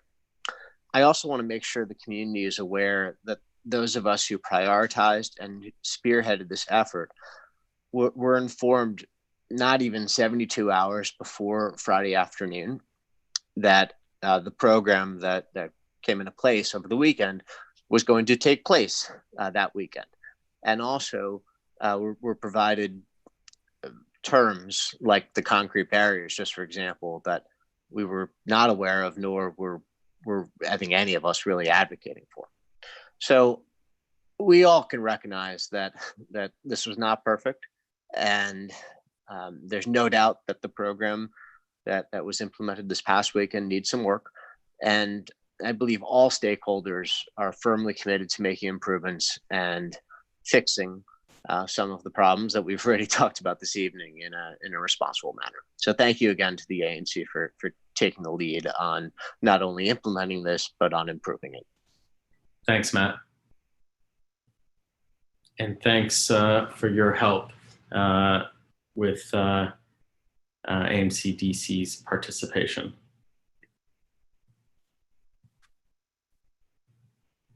So one comment that I had, in addition to the earlier statement that I made, that I fully support and think we should do more of this both in Adams Morgan and elsewhere in DC. One thing that I was particularly struck by, and I think led to a lot of the traffic issues on Kalorama in both directions, was the fact that the message signs that were put out by, I assume, DDOT, simply said, use alternate route. Mm-hmm. And I happened to be there at the same time that Director Marushan of DDOT was on 18th Street, and I believe I specifically suggested to him that the signs should have a more explicit message, and there needs to be more explicit and just more messaging about the detour. Because clearly, not only did a lot of drivers coming through not know what it was, but even somehow, for some reason, a bunch of Metro drivers didn't know what the detour was. So I think that, my suggestion, my feedback, especially for DDOT, is make very clear, much more frequently, where people should go instead, rather than just say, use alternate route, because, I think,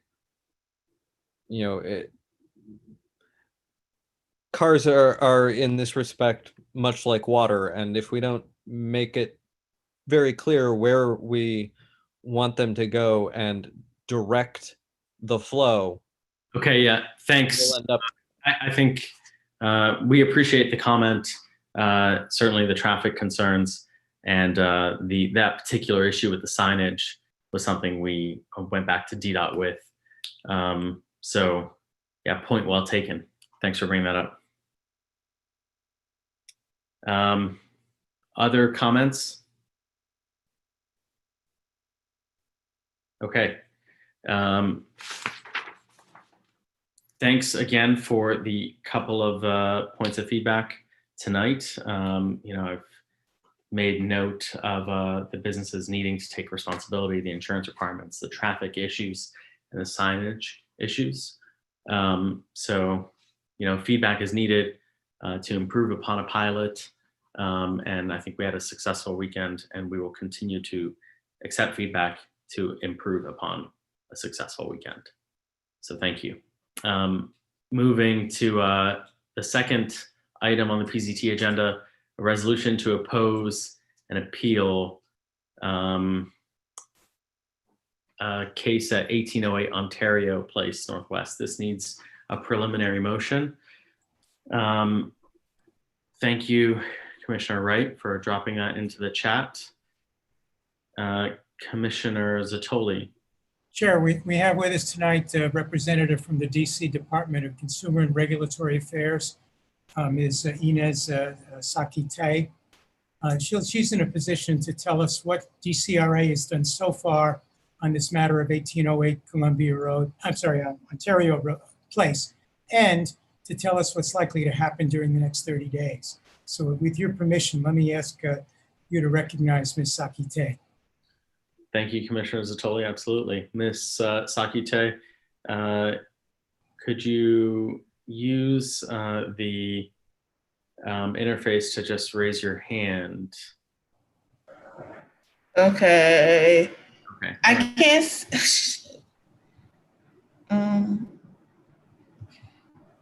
Okay. Interface. You're right there. Yes, we can hear you now. Go ahead. You can hear me now? Okay. Okay. So the DC Department of Consumer and Regulatory Affairs has taken an approach that we responded. Earlier today, I sent Commissioner Zatoli a letter from the zoning administrator, and DCRA is going to keep their decision. The ANC is welcome to submit their grievance. The sooner the better. Right now, the permit has not been approved. So, as the letter states, there's no published decision from the Office of Zoning Administrator that would appear to be as part of the building permit record and approval language for the permit, nor did this project require BZA relief.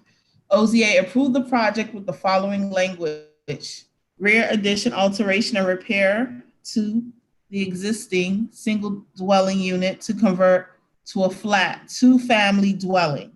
Prior to the issuance of the certificate of occupancy, a zoning inspection shall verify the elements of the trellis over the parking enclosure are separate 25 inches or more for the center and 1/9 by 18 feet parking space.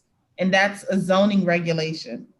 OZA later received concerns from the commission on the behalf of other neighbors regarding this approval application, specifically about the objection of an areaway that impacts the building height.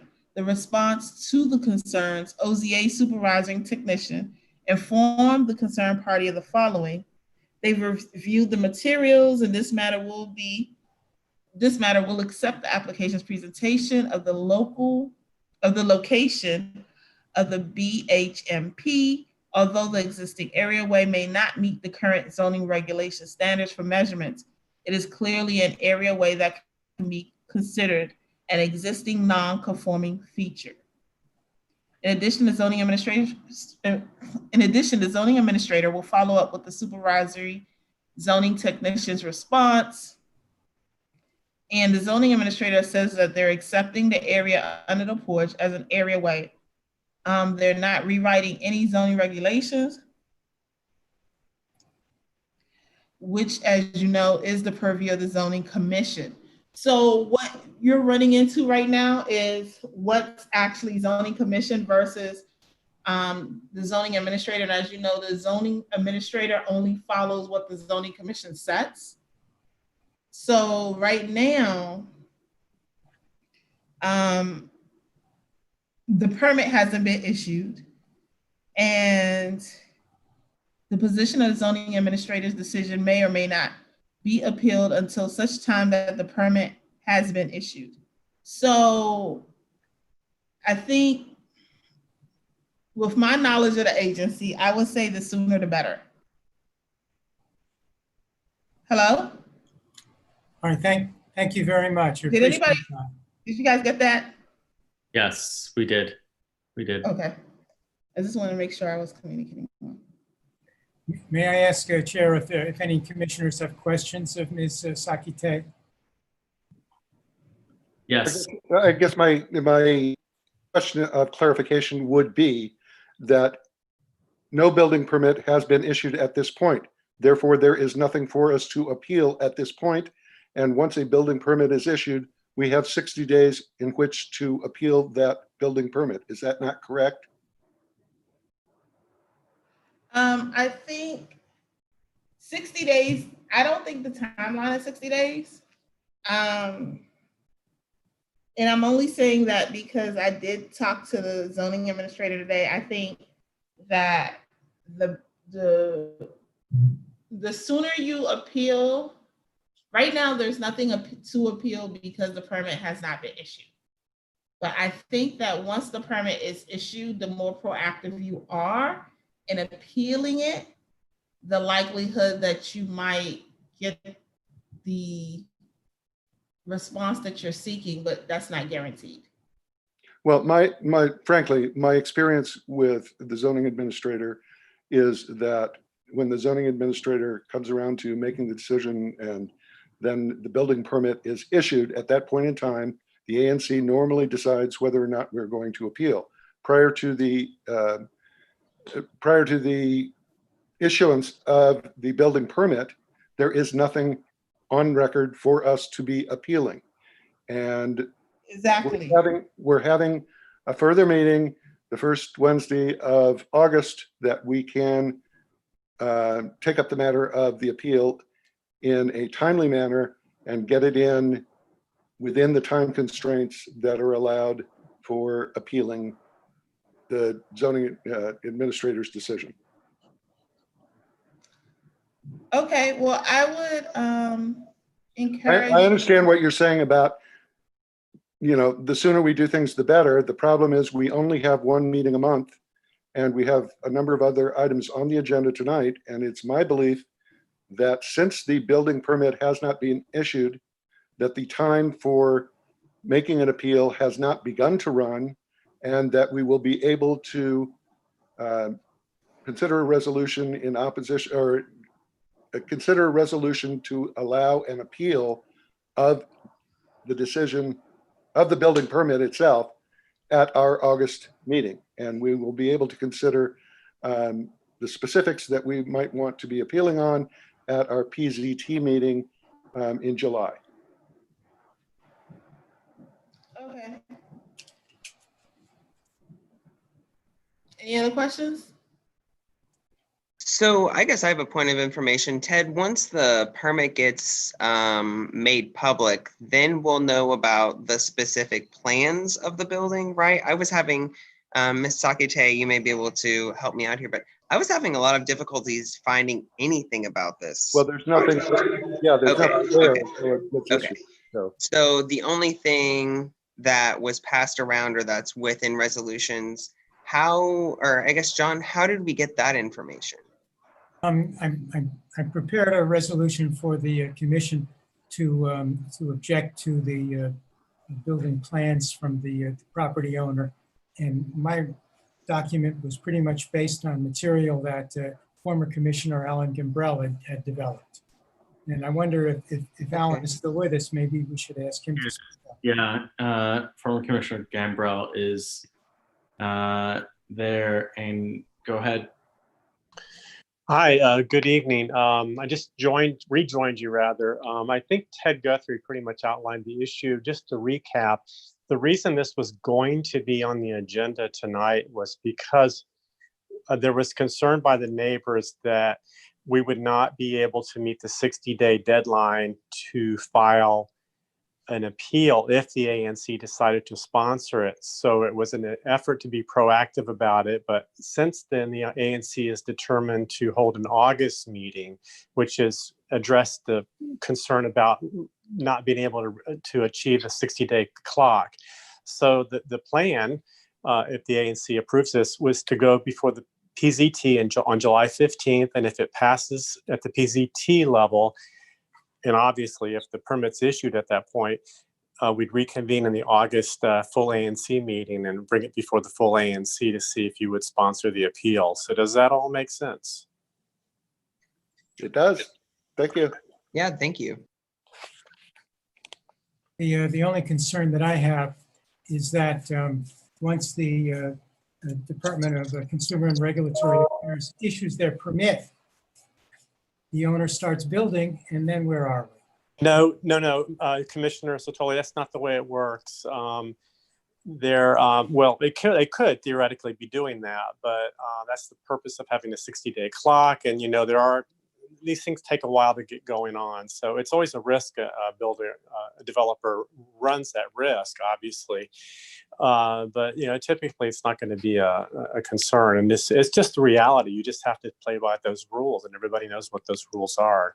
And we certainly don't want to delay development, but we certainly want people to follow the regulations as well.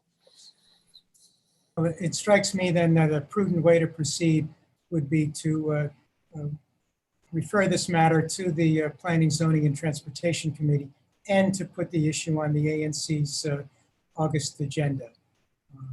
Correct. Acceptable, Chair? Absolutely. So what we'll do is we'll add, first, we will add this to the PZT agenda in July, on July 15th. But at that time, this isn't on this agenda, so we don't need to table it, actually. Right. Okay. I'm just asking if we scheduled it for the August meeting. Sure, yeah. So and obviously anything that develops between now and the July 15 meeting that needs to be adjusted in the resolution certainly would be, as well as anything that happens between the PZT hearing committee meeting and the August full ANC, because we don't want to misrepresent what actually gets approved by DCRA. Okay. All right. Thank you. Are there any other? There's a hand up, Kathleen. Go ahead. You can speak. Yeah, my name is Kathy Gilly, and I live at 2852 Ontario Road, which is the adjoining property, or one of the adjoining properties. And I just want to express support for this. I mean, we're part of the people who initiated the concerns about the zoning on this. And we had received indication from the DCRA that it was ready to be permitted. And knowing that you didn't have an August meeting, we wanted to be proactive, but we are fully prepared to come on July 15th. And if there's an August meeting, which you now assure us there is, we'll be at both of those meetings and be prepared to speak to the substance, as well as all the events that have transpired around this, our efforts to reach out to both the city and the developer. Great, thanks, Kathy. Okay, so if there's nothing else, let's move on to the next agenda item. I mean, it's getting a little late. So there's a resolution opposing DC Zoning Commission case number 19-21 regarding rooftop and upper floor architectural elements.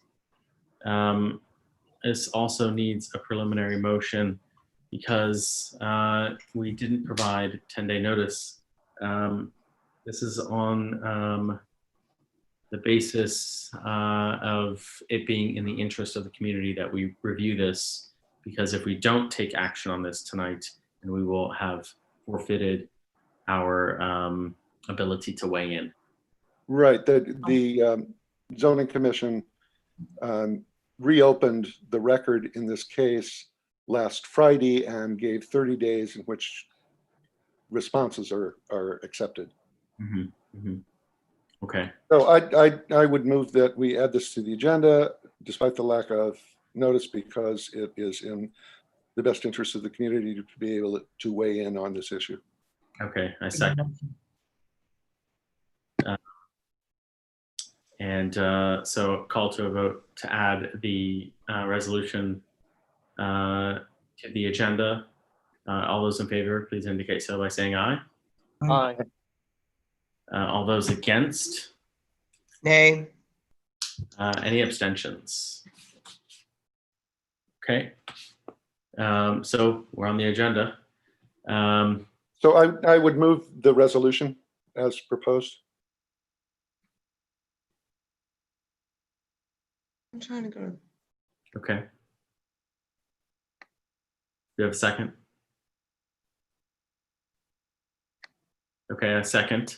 Wait, are we discussing it or not, or are we just having a vote? Is that, what's the motion? No, we're just moving it at this point. Then now we'll discuss it. It's okay, sorry. Okay. Yeah. So so now we're discussing the resolution opposing the DC zoning commission case. Yeah, I'll take the lead off on this.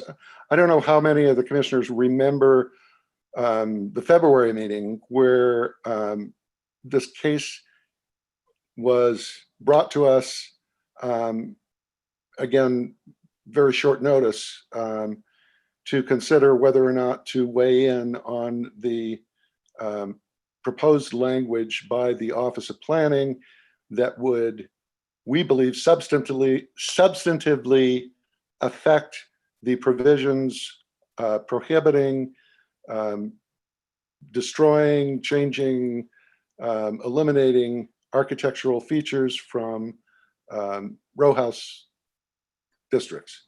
And at that time, the ANC didn't feel comfortable making a decision on what felt like not enough time to be able to really understand the issues. Meanwhile, it's been sitting there all this time without any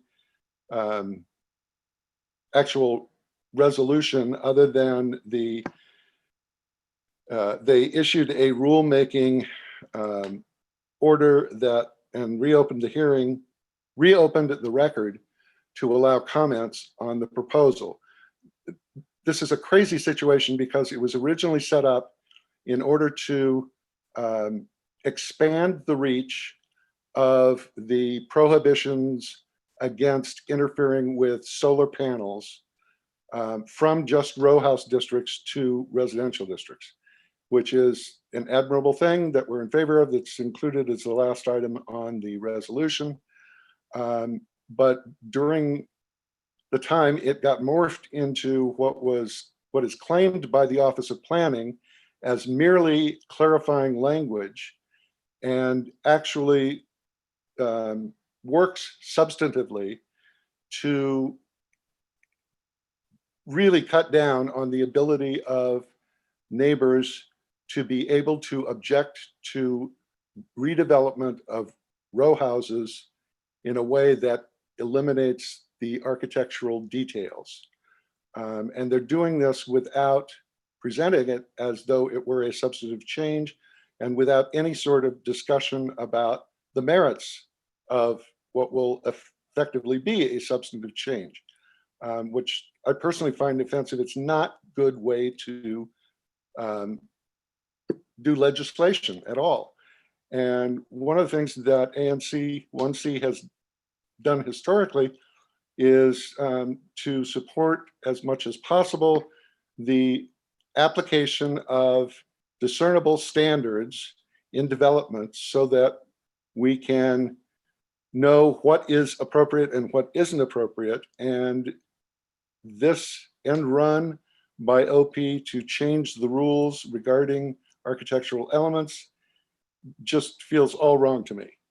The motion that I submitted was drafted by our dear friend Larry Hargrove, who I believe is here, who was here earlier, I know. And he might want to add to the points that I've made, just to make it clear what we're trying to do. Okay. We have Larry, go ahead.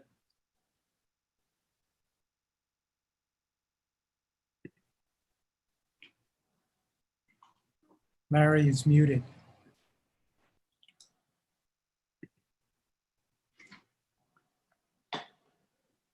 Okay, there we go. Can you hear me now? Yeah. This is of particular importance to Lanier Heights because of the RF zoning in that part of Adams Morgan. You recall that the residents of Lanier Heights worked very hard to get that zoning, and then they worked hard to get the protections that are now in jeopardy, as this resolution points out. There will be no opportunity later to address this question. There was no opportunity to bring it before the PZT committee because the zoning commission kept the record closed until February 3rd, until after the date in June in which the PZT committee had met. At that point, they opened the record, but only for 30 days, and under the threat of the whole proposal going into effect after that 30 days. That's the nature of a notice of public rulemaking, which is what they had issued. As a substantive matter, it would be quite important to folks in Lanier Heights. It doesn't have any effect on the other parts of Adams Morgan, but that is the part of Adams Morgan that has available these protections of the architectural character of the row house against ill-considered developments. So my suggestion would be to go ahead and put the ANC on record as opposed to that. If later the Office of Planning wants to raise a legitimate question about amending those protections, they can do that, but they must do it through a proper process and not by the back door and stealth, which is what they're doing now, claiming that they're not making any substantive changes, but in fact making a very important substantive change, which will have a detrimental effect on folks that want to protect the architectural character of this part of our neighborhood. Can I ask a quick question? I'd be interested in hearing, like, I guess, I don't feel like sorry. Go ahead, Commissioner Wright. I don't fully understand like the substance of this. Again, I remember we brought it up before and like didn't get a chance to read into it.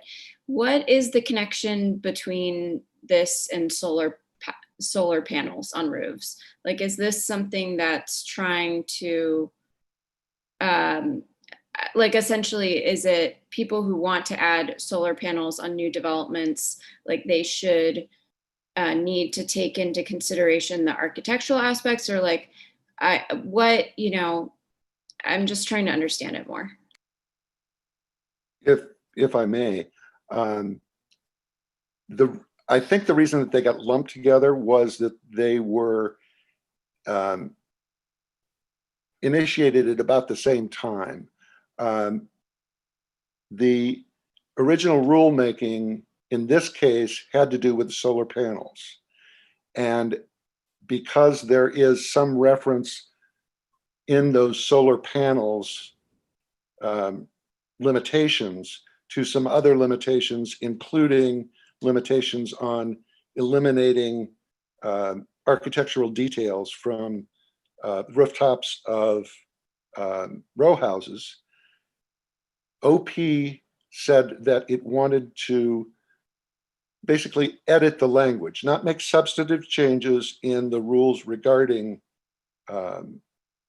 architectural details and when you can remove them and when you can't, just making it clearer and more readily accessible. However, the language that they have proposed now would allow any development of any kind to ask for a special exception to allow them to remove the architectural details. It has nothing to do with solar panels. They just crammed it into the same rulemaking case, and that's part of the problem with the process that they did this under, is that there's no connection between the two that should allow them to bring up this as a clarification when it isn't even a clarification. It's actually a change in substance. And it's a change in substance that doesn't have to do with solar panels, but it's being presented as simply a rewriting of the previous determination by the zoning commission that architectural details were so important to maintain in all row house districts that in general they're not allowed, and they're only allowed to ask for relief in two very special cases. One where it's being shifted to, where buildings are being shifted into an apartment, and another where they're requesting an increase in height from the 35-foot limit to the 40-foot limit. And most of the cases that come up about architectural details have nothing to do with those two regular exceptions that are allowed. So does that answer your question? I don't know. I don't know if I'm the only one who's just not processing what this is about. Is there any other way we can like consider this at another meeting? I get that there's a— No, we can't. They gave 30 days from the 26th of June for any more public comments into the record. Quite frankly, in my impression, it's likely that the zoning commission is going to rubber stamp what OP has done, despite the fact that it's really lousy process and really inappropriate and non-transparent governing to do what they're doing. I think that they're just going to look at what we say and ignore it. But I hope that maybe someone on the zoning commission actually pays attention when an ANC weighs in and says, this process is not the way we do things in DC and not the way we should be doing them. I guess I might be supportive of this, like just based on the process and what you're describing. I just think the resolution has so much detail in it that it's like, I don't want to put my name on it because I don't know how strongly I feel about each element. I agree with you about the process in the 30 days. So if that's the crux of our argument, then I think we should keep it simple. But all the details, I think, that's where I'm getting tripped. Well, the problem is that unlike some instances where we can keep it simple, and I initially tried to keep it simple on this, this is all that we're going to get. We're not even going to get the ability to speak to the commission like at a hearing. We can do this only by paper. So all of the stuff that would alert them to the problems with what has gone on needs to be in the paper, or it's not going to get in front of them. And I agree that it is, particularly for anyone who is a layperson, it's very hard to work your way through all of the intricacies of what is happening. It's very difficult, even trained as a lawyer, to go through the intricacies of what's happening procedurally in zoning commission cases. And part of the reason that I feel it's really important to vote to approve this resolution is that this process is not the way things are supposed to be happening. They're supposed to be happening so that we can deal with the substantive issue. If you need a substantive change, fine, be transparent about it. Actually acknowledge that it's a substantive change. Ask for feedback from the people who are interested and who have the relevant experience in it. But that's not the way this has come up to us, and this is our only opportunity to try and get the commission to say, you know, you're right. We shouldn't have lumped this in. We'll take this provision out and we'll go back and have a legitimate process to consider whether or not there should be changes to the architectural elements prohibition. Does that make any sense at all to you? Yeah, I think so. It's not about whether the substantive change would be appropriate. It's because they're not asking for it as substantive change. They're claiming that it's not, but it is, in fact. And that, to me, is not the way we should be running the circus. Mm-hmm. Thank you, Commissioner Guthrie, for explaining that. I think that was helpful. And there's a couple of hands raised, so I want to get to them. Guillermo, Willie, go ahead.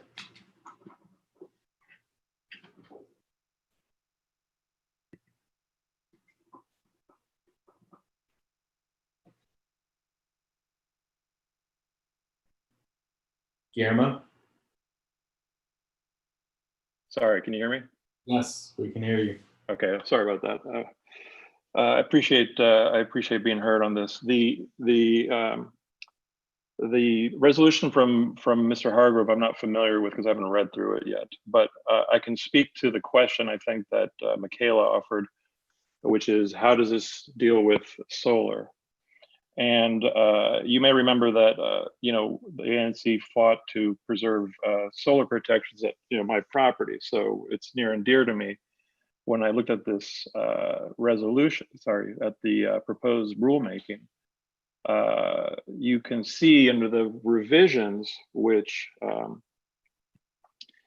are basically allowing any development to be granted relief from the requirements of blocking solar on adjacent properties by basically applying to the Board of Zoning for special relief that says they have to demonstrate, I'll read, it says the application demonstrates the applicant has made its best efforts to minimize and mitigate the potential shading impact to solar energy systems on abutting properties to the extent reasonably practical, including possible design alternatives to the applicant's proposed construction and potential solar access easements.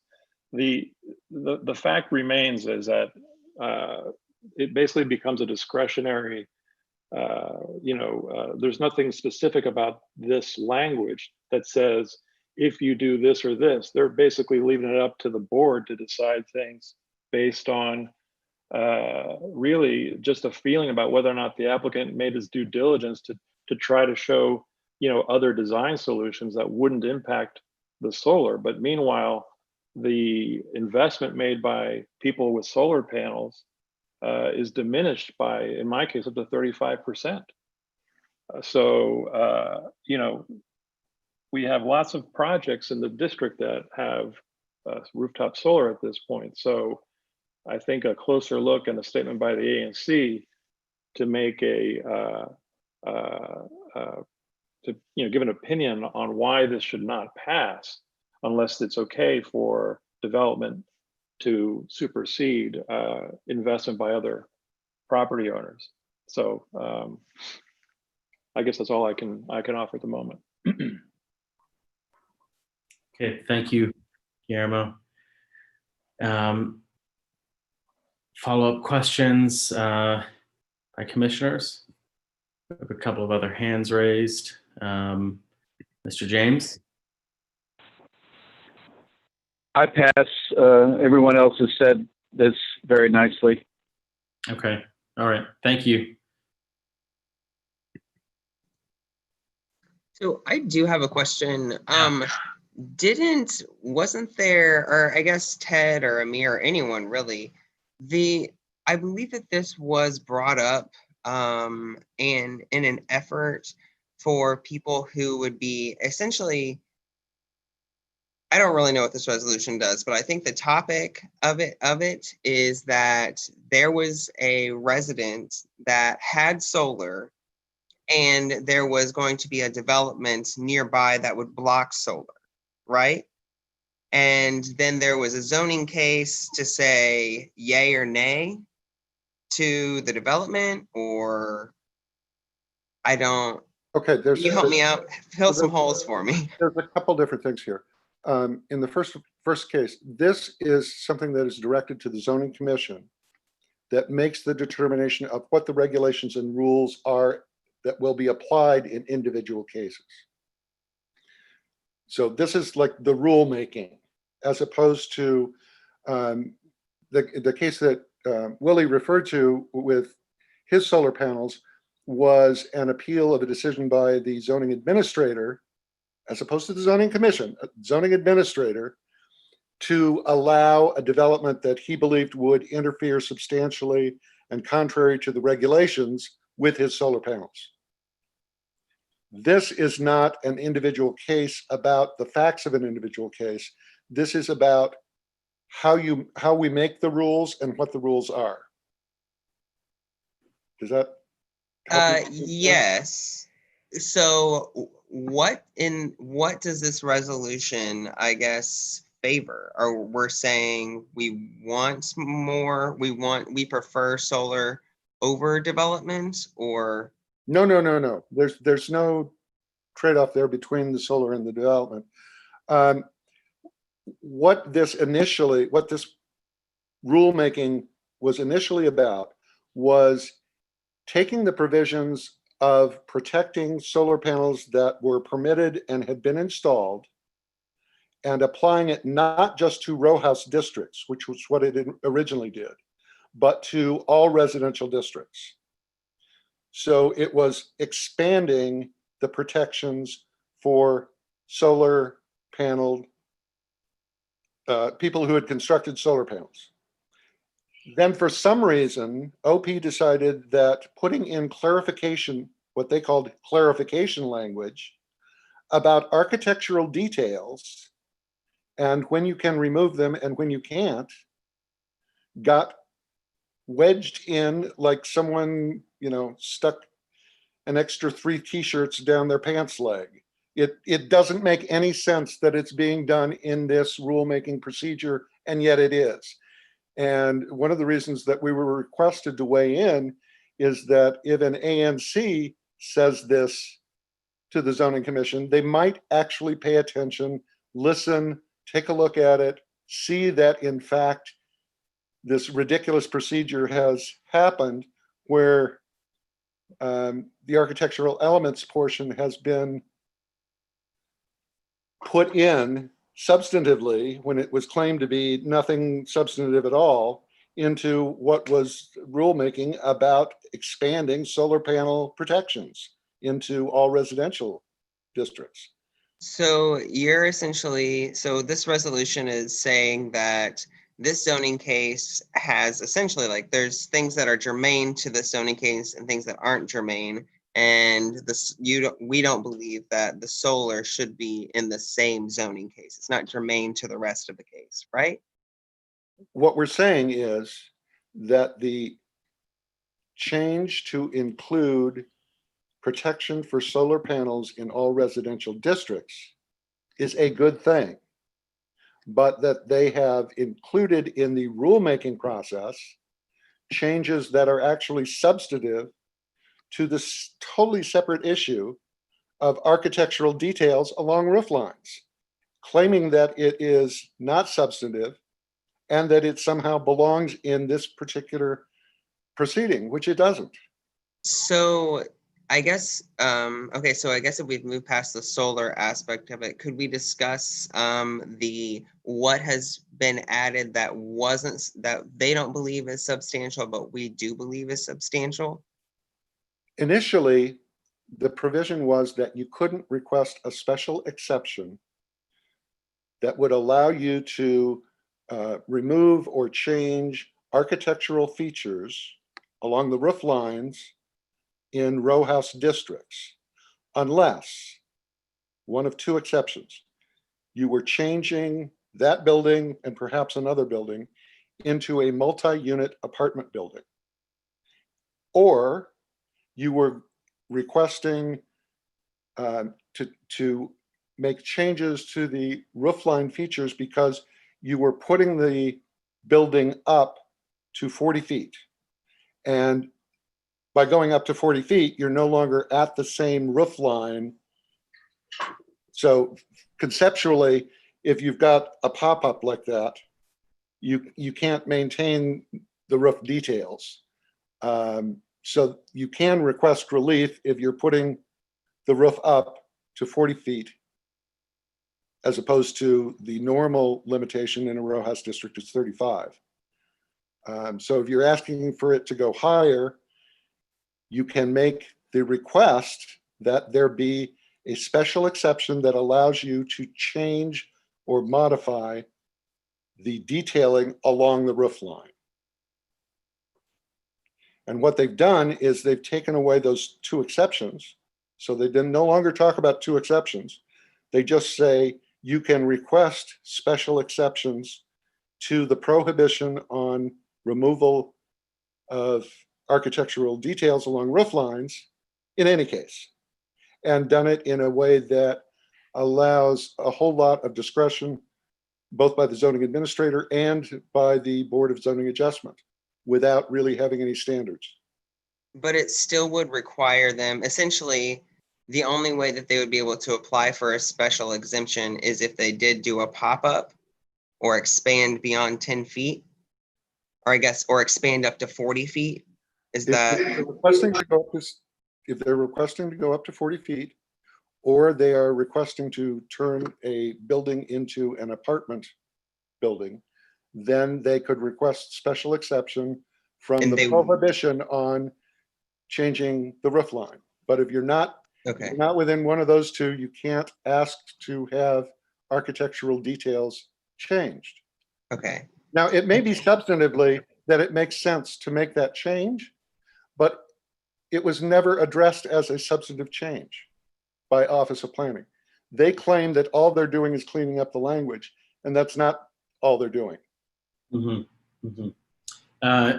Larry's been waiting for some time, so let's have him go ahead.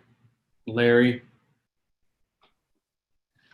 I would simply summarize what Ted said, and that is, first, it is conceivable and perhaps even likely that if an ANC, and particularly this ANC, does not weigh in on this issue, the regulation changes that are now pending will go through on July 27 and become law. And the issue presented by this little resolution is that if that happens, people in Lanier Heights in Adams, Oregon, will then find it much more difficult to resist the developer who wants to bastardize a row house by removing its architectural elements than is presently the case. Okay. Anytime a developer wants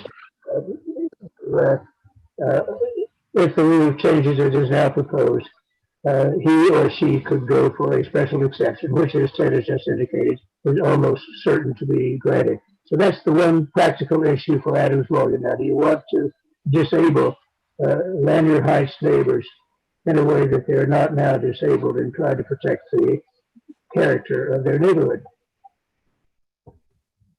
Okay. Thank you for articulating that, Larry. All right, commissioners, do you have any other questions? There's been some talk in some things have been said in the chat. I want to make sure people on the commission get to see that, have an opportunity to read that, because it seems to have been thoughtfully laid out there. So if there are no other comments or questions from members of the public, anything from commissioners?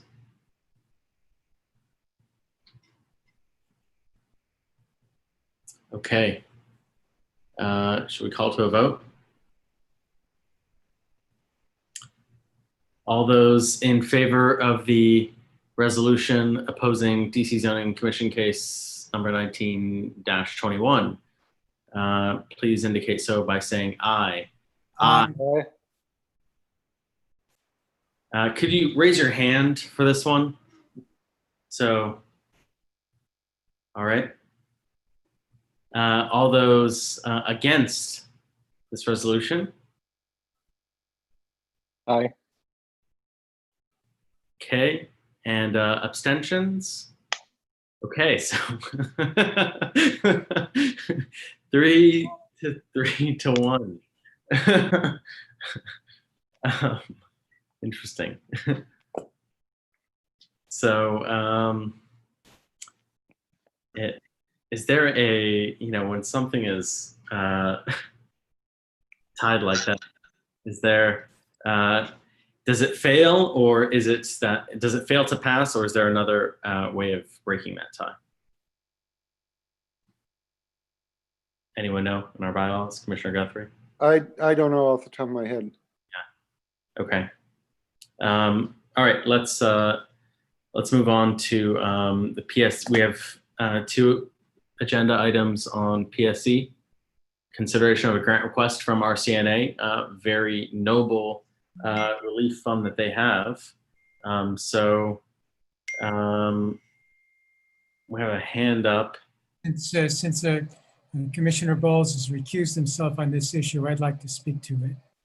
Okay, yeah, please do, Commissioner. The Reed Cook Neighborhood Association applied for a grant, basically that would give modest financial support, something like $300, to a number of Adams Morgan residents, particularly Adams Morgan residents who have been affected by the coronavirus crisis, lost their jobs, lost their income, and who don't get any other kind of government assistance, any other kind of support for their troubles. The Reed Cook Neighborhood Association has established a fund to support this venture. They even have some matching money. So the money that the ANC would put towards this effort, as best as I can recall, would be doubled. I'd move the adoption of a resolution to approve the Reed Cook grant request. May I ask for a second? Second. Thank you. If Reed Cook President Roland is still available, let me ask him to add whatever comments he cares to about this matter. Yes, let's see. Nick? Hi. Commissioner Zatoli pretty much explained it pretty well. We've created this relief fund to provide $300 micro grants to residents of Adams Morgan who have lost their job due to COVID-19 and are currently not receiving unemployment insurance. And the Reed Cook Neighborhood Association is matching donations. So as he mentioned, the $4,000 grant would be doubled. Excellent. And it's a fantastic, what is the website? Yes, so the website is reedcook-dc.org, and it's also available in Spanish at that address as well. Cook-dc.org, right? Okay. So thank you for putting this program together, Nick. And Commissioner Zatoli, have you spoken with Director Gottlieb over email about this? I have. I sent him a copy of the grant proposal and sought his advice. I'm mindful that the new legislation, the emergency legislation the council passed just this year about the COVID-19 allows financial support even to individuals affected by COVID-19. What Director Gottlieb Simon advised was that he said it would be preferable for us to support establishing a fund like the Reed Cook Fund rather than to provide money to go to individual grants. I think Director Simon was still thinking in terms of we want to do something that benefits the larger Adams Morgan community. But that's what he preferred. We know, nevertheless, that the legislation does allow financial support to individuals affected. And that's the basis that I'm proceeding with. Excellent. So do we have questions from the community? If not, questions from other commissioners? Okay. This did, it is on the agenda, it had notice. So shall I move to a vote? All right.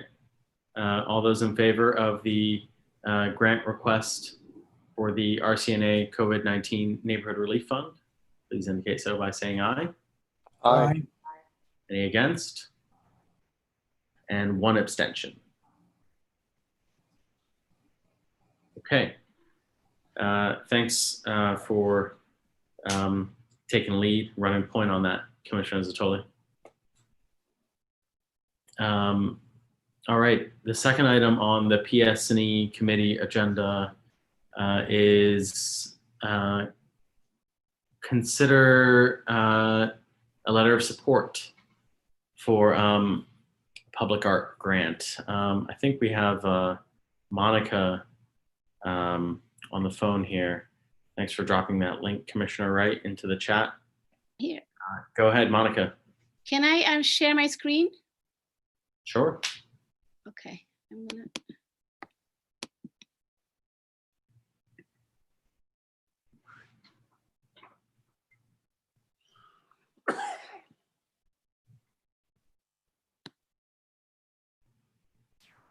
Need to present it to you all and get a letter of support to apply for the DC Commission grant. It's a public art building communities grant.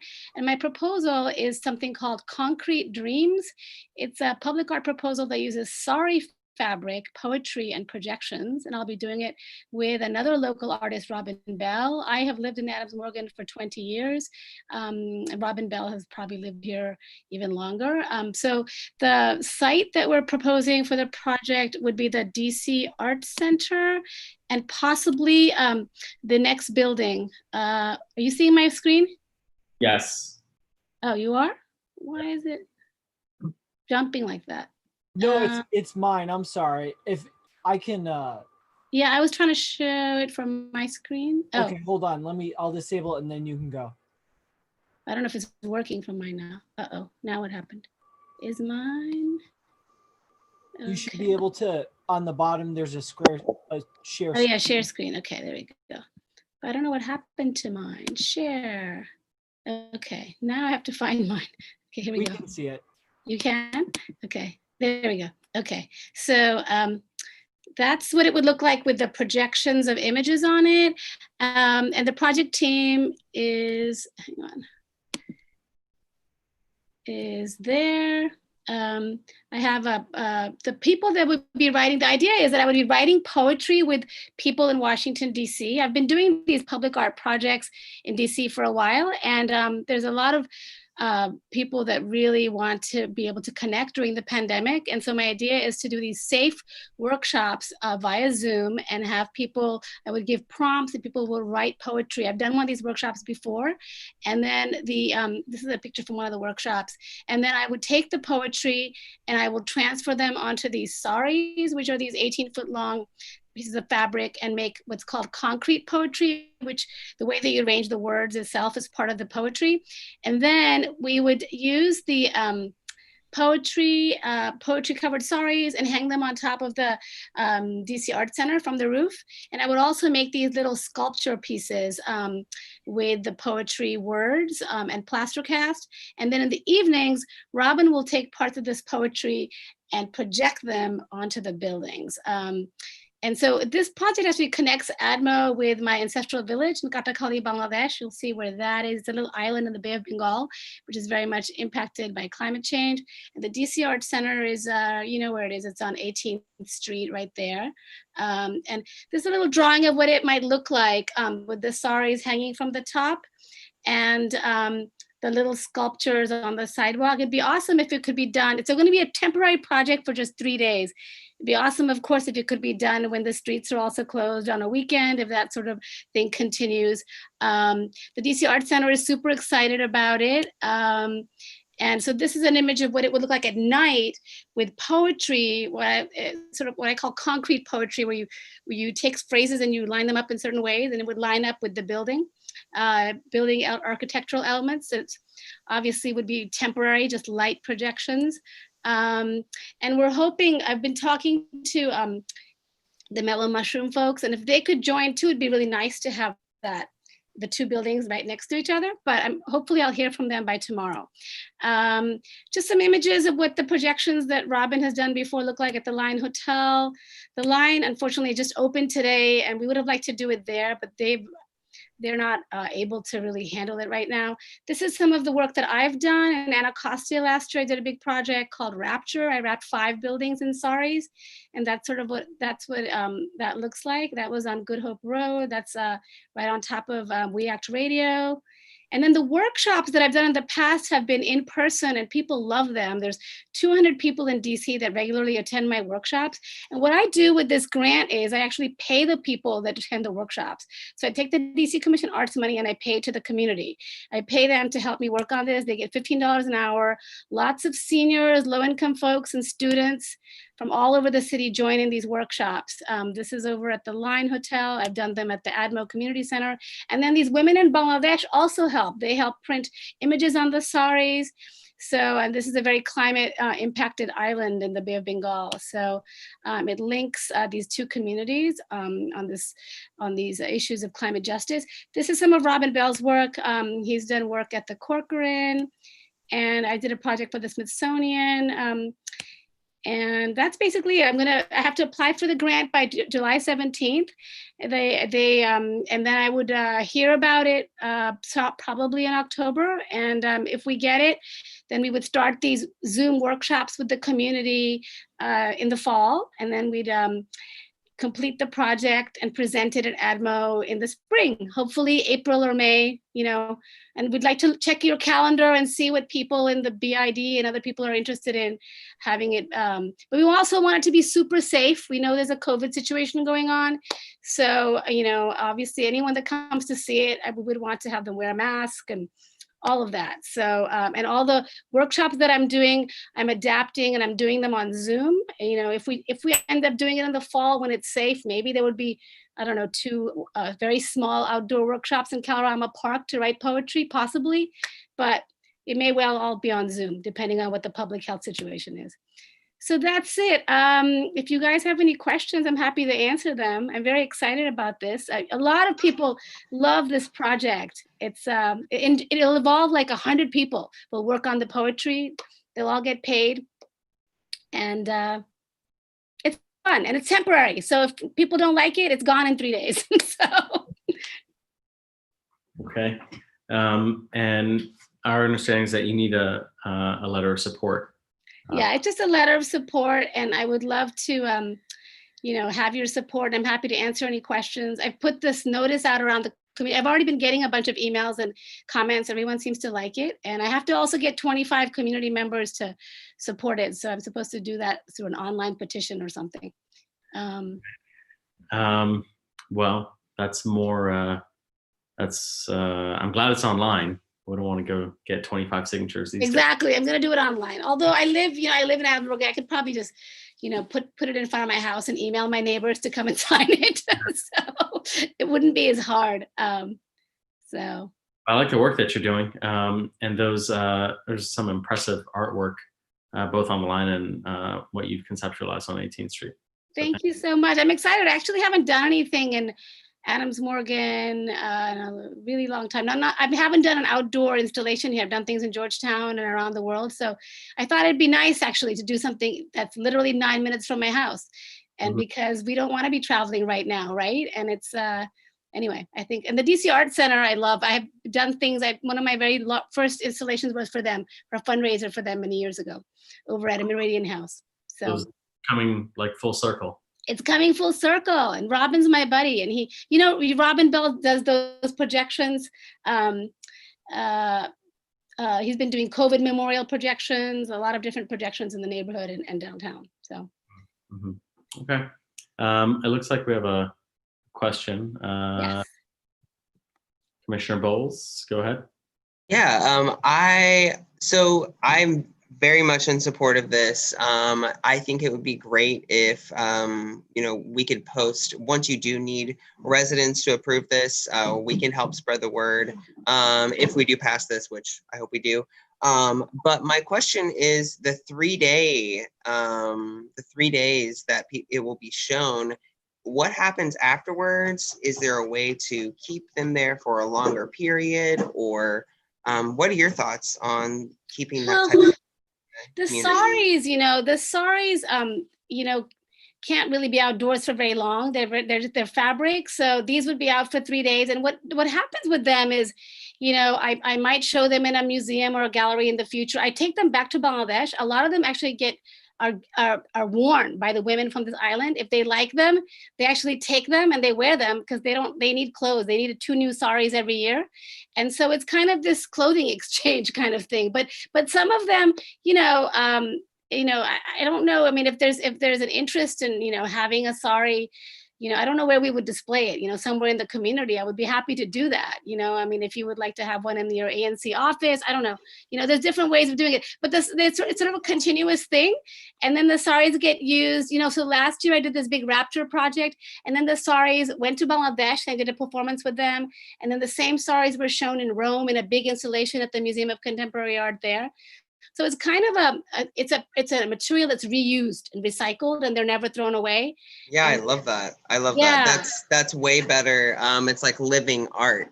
So that's way better than just keeping it on some building. They're actually getting good use out of it too. So no, that's great. And next question, other than this grant, how can we support you and your efforts?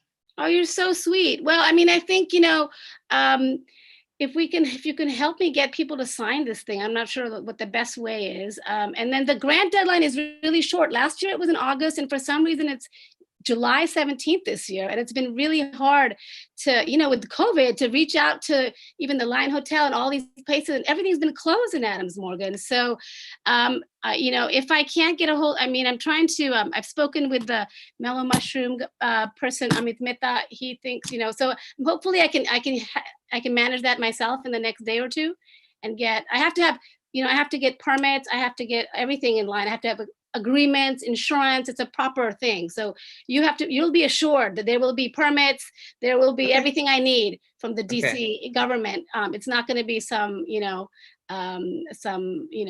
fly by night kind of thing, even though it's only a temporary installation. Yeah. But we will reach out if I need your help to get the word out, that would be great. And then I would love to know sort of what time in the spring would be good based on also what's happening in Adams Morgan, if it's a weekend without traffic, that's obviously great. If there's going to be, we'll have to see based on what happens. But it'd be nice to do it on a weekend when we don't have cars, right? Then people can actually walk around the street and look at it. Yeah, absolutely. Yeah, no, thank you so much. So thanks. So if you guys can help me just get a letter to me, if you guys agree to do this, you probably want to vote on it. I don't know how it works here procedurally. Right. So this did not come out of committee and it didn't have notice, but given the benefit to the community of having this public art, I think we should move on this. So I move that we place this on the agenda. Do I have a second? Second. Thank you, Commissioner Jackson. All those in favor of placing this on the agenda, please indicate so by saying aye. Aye. Aye. Any abstentions? Okay. And I move that we support a letter, support an ANC that write a letter of support for this public art building communities grant. Do I have a second? Second. Fourth. Yeah. So no other discussion from commissioners or members of the public. Hearing none, I'll call to a vote. All those in favor, please indicate so by saying aye. Aye. Aye. Any against? Any abstentions? All right. Monica, I'll get that letter over to you. Thank you so much. I really appreciate you all fitting me in with your so many important things that are going on.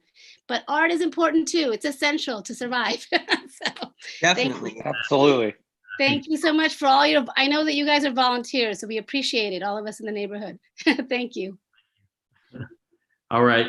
So the final item is a resolution supporting the DC auditor's recommendations in our ANC's Given Great Weight report.